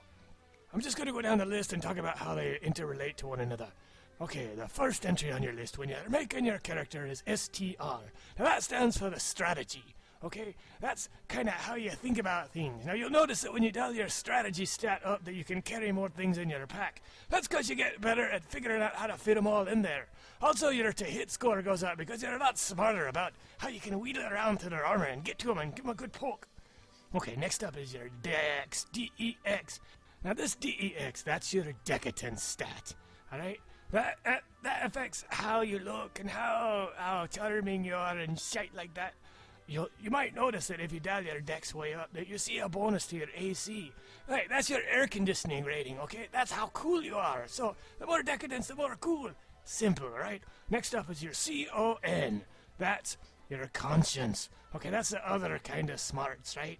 That's like, hey, maybe I shouldn't go in here. It's kind of like intuition sort of thing, right? And you'll notice that as you dial your conscience stat up and down, it increases the value of your HP. All right, I'm going to junk it off to the side for just a second here and talk about, you got these values, the HP, the SP, and the XP, right?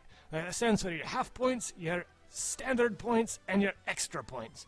Right, there's exactly 2 half points per standard point, and I think there's 2 standard points per extra point. But if you're anything like Clanky, you want to hold on to these. Presumably you're going to turn them in someday on a new green codpiece or something. I've noticed that when you're playing, you get penalized a half point every time you get hit by a monster, and you're penalized for a standard point every time you cast a spell, so don't get hit by monsters or cast spells. Probably you shouldn't quest at all if you want to hold on to them. Alright, back to it. Right, next up is INT, I-N-T, and that's short for inches. Okay, I know what you fellas are thinking out there. Oh my dear, sweet Odin's beard! I could start out with a minimum of 8 inches and dial it all the way up to 40 or something similar. That's not practical! What would the ladies do with an 8 int? What would 8 inches be for a lady? See, that's why you need Clankenbeard. Int is what you're allowed, the largest monitor size that you're allowed to play the game on. That's the number of inches. That's why all the wizards out there really want to dial up their int score, because you're old and you're grey and you got crappy eyesight. And remember, when you're talking about your monitor size, that's measured diametrically and not origamically. Okay, next up is WIS. That's a dual statistic there. That's combination whiskers and whiskey. Alright, Clanky's got his whiz score down the way the heck up because I got a beater down to my frickin' knees and I can drink like a fish. All you ladies out there may want to minimize this score. While it might be nice to drink another man under the table, it's gonna result in a little more personal grooming. Right, and lastly is your CHA. That's your chat score. Right? Okay, you notice sometimes as you get on a game, like some people their mic is all popping and clicking and cutting out and stuff. That's because they haven't done anything with their CHA. Their chat is in the crapper. If you got your chat score down up through the roof, you come in with such crystal clarity that sometimes you can be heard from 3 parties over. I highly recommend dialing this stat up, especially when you got a voice as melodic as mine. Okay, finally I'm going to talk about one more last thing. There's 2 schools of thought about how you should build yourself a character. There's what people call balanced, and there's also what some people like to go with is the mini-maxers. Okay, I want to describe these briefly so you know what they are. The balanced score is the people who like to take their stats and go all the way to one end and all the way to the other. You got to think about it like a trapeze artist balancing pole. If you got your stats way out to the ends like 8s and 40s, then you're more likely to stay balanced and upright. Okay, and the mini-maxers, those guys, they like to minimize the number of stats that they maximize. Clanky believes in playing old school. I rolled 3 frickin' 6-sided die, and if I had any points left over, I left them on the table. Right then, that's it for this week's Clerical Errors, and remember, pretty much everything I say is the truth.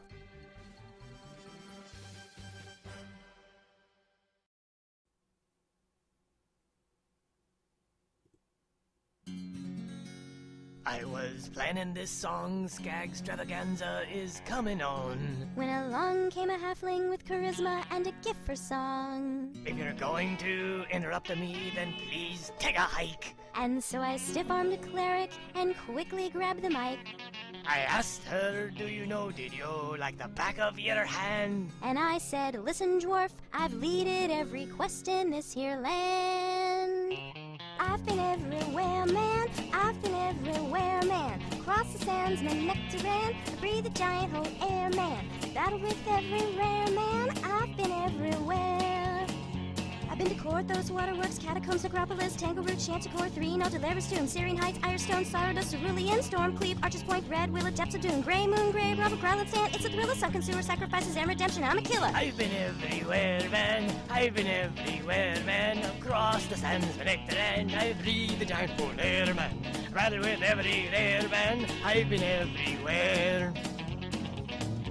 I've been the rookie gambler, leaky lobster wave, just opened in Felix, Dusty, Nail, Bong, water, that's the thing. Wayward Tom, Gold Wing, Down Explorer, Salty Wits, Mono Ear, Bugbear, Fiery Animal, Hammer Snakes, Had Express, 1 foot in a 40 hole, kinda gross, PvP's not for me, and Vibery I like the most. I've been everywhere, man. I've been everywhere, man. Defended the desert caravan, breathed jungle of cover air, man. And I don't have a care, man, cause I've been everywhere.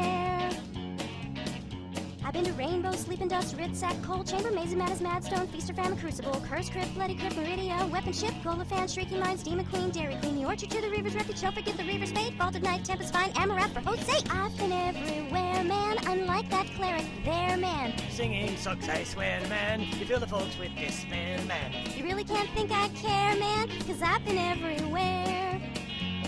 And you haven't. Shortage! Is that it? We have another verse. Well, screw that. Bye, loser. Prima donna! Like free Madonna.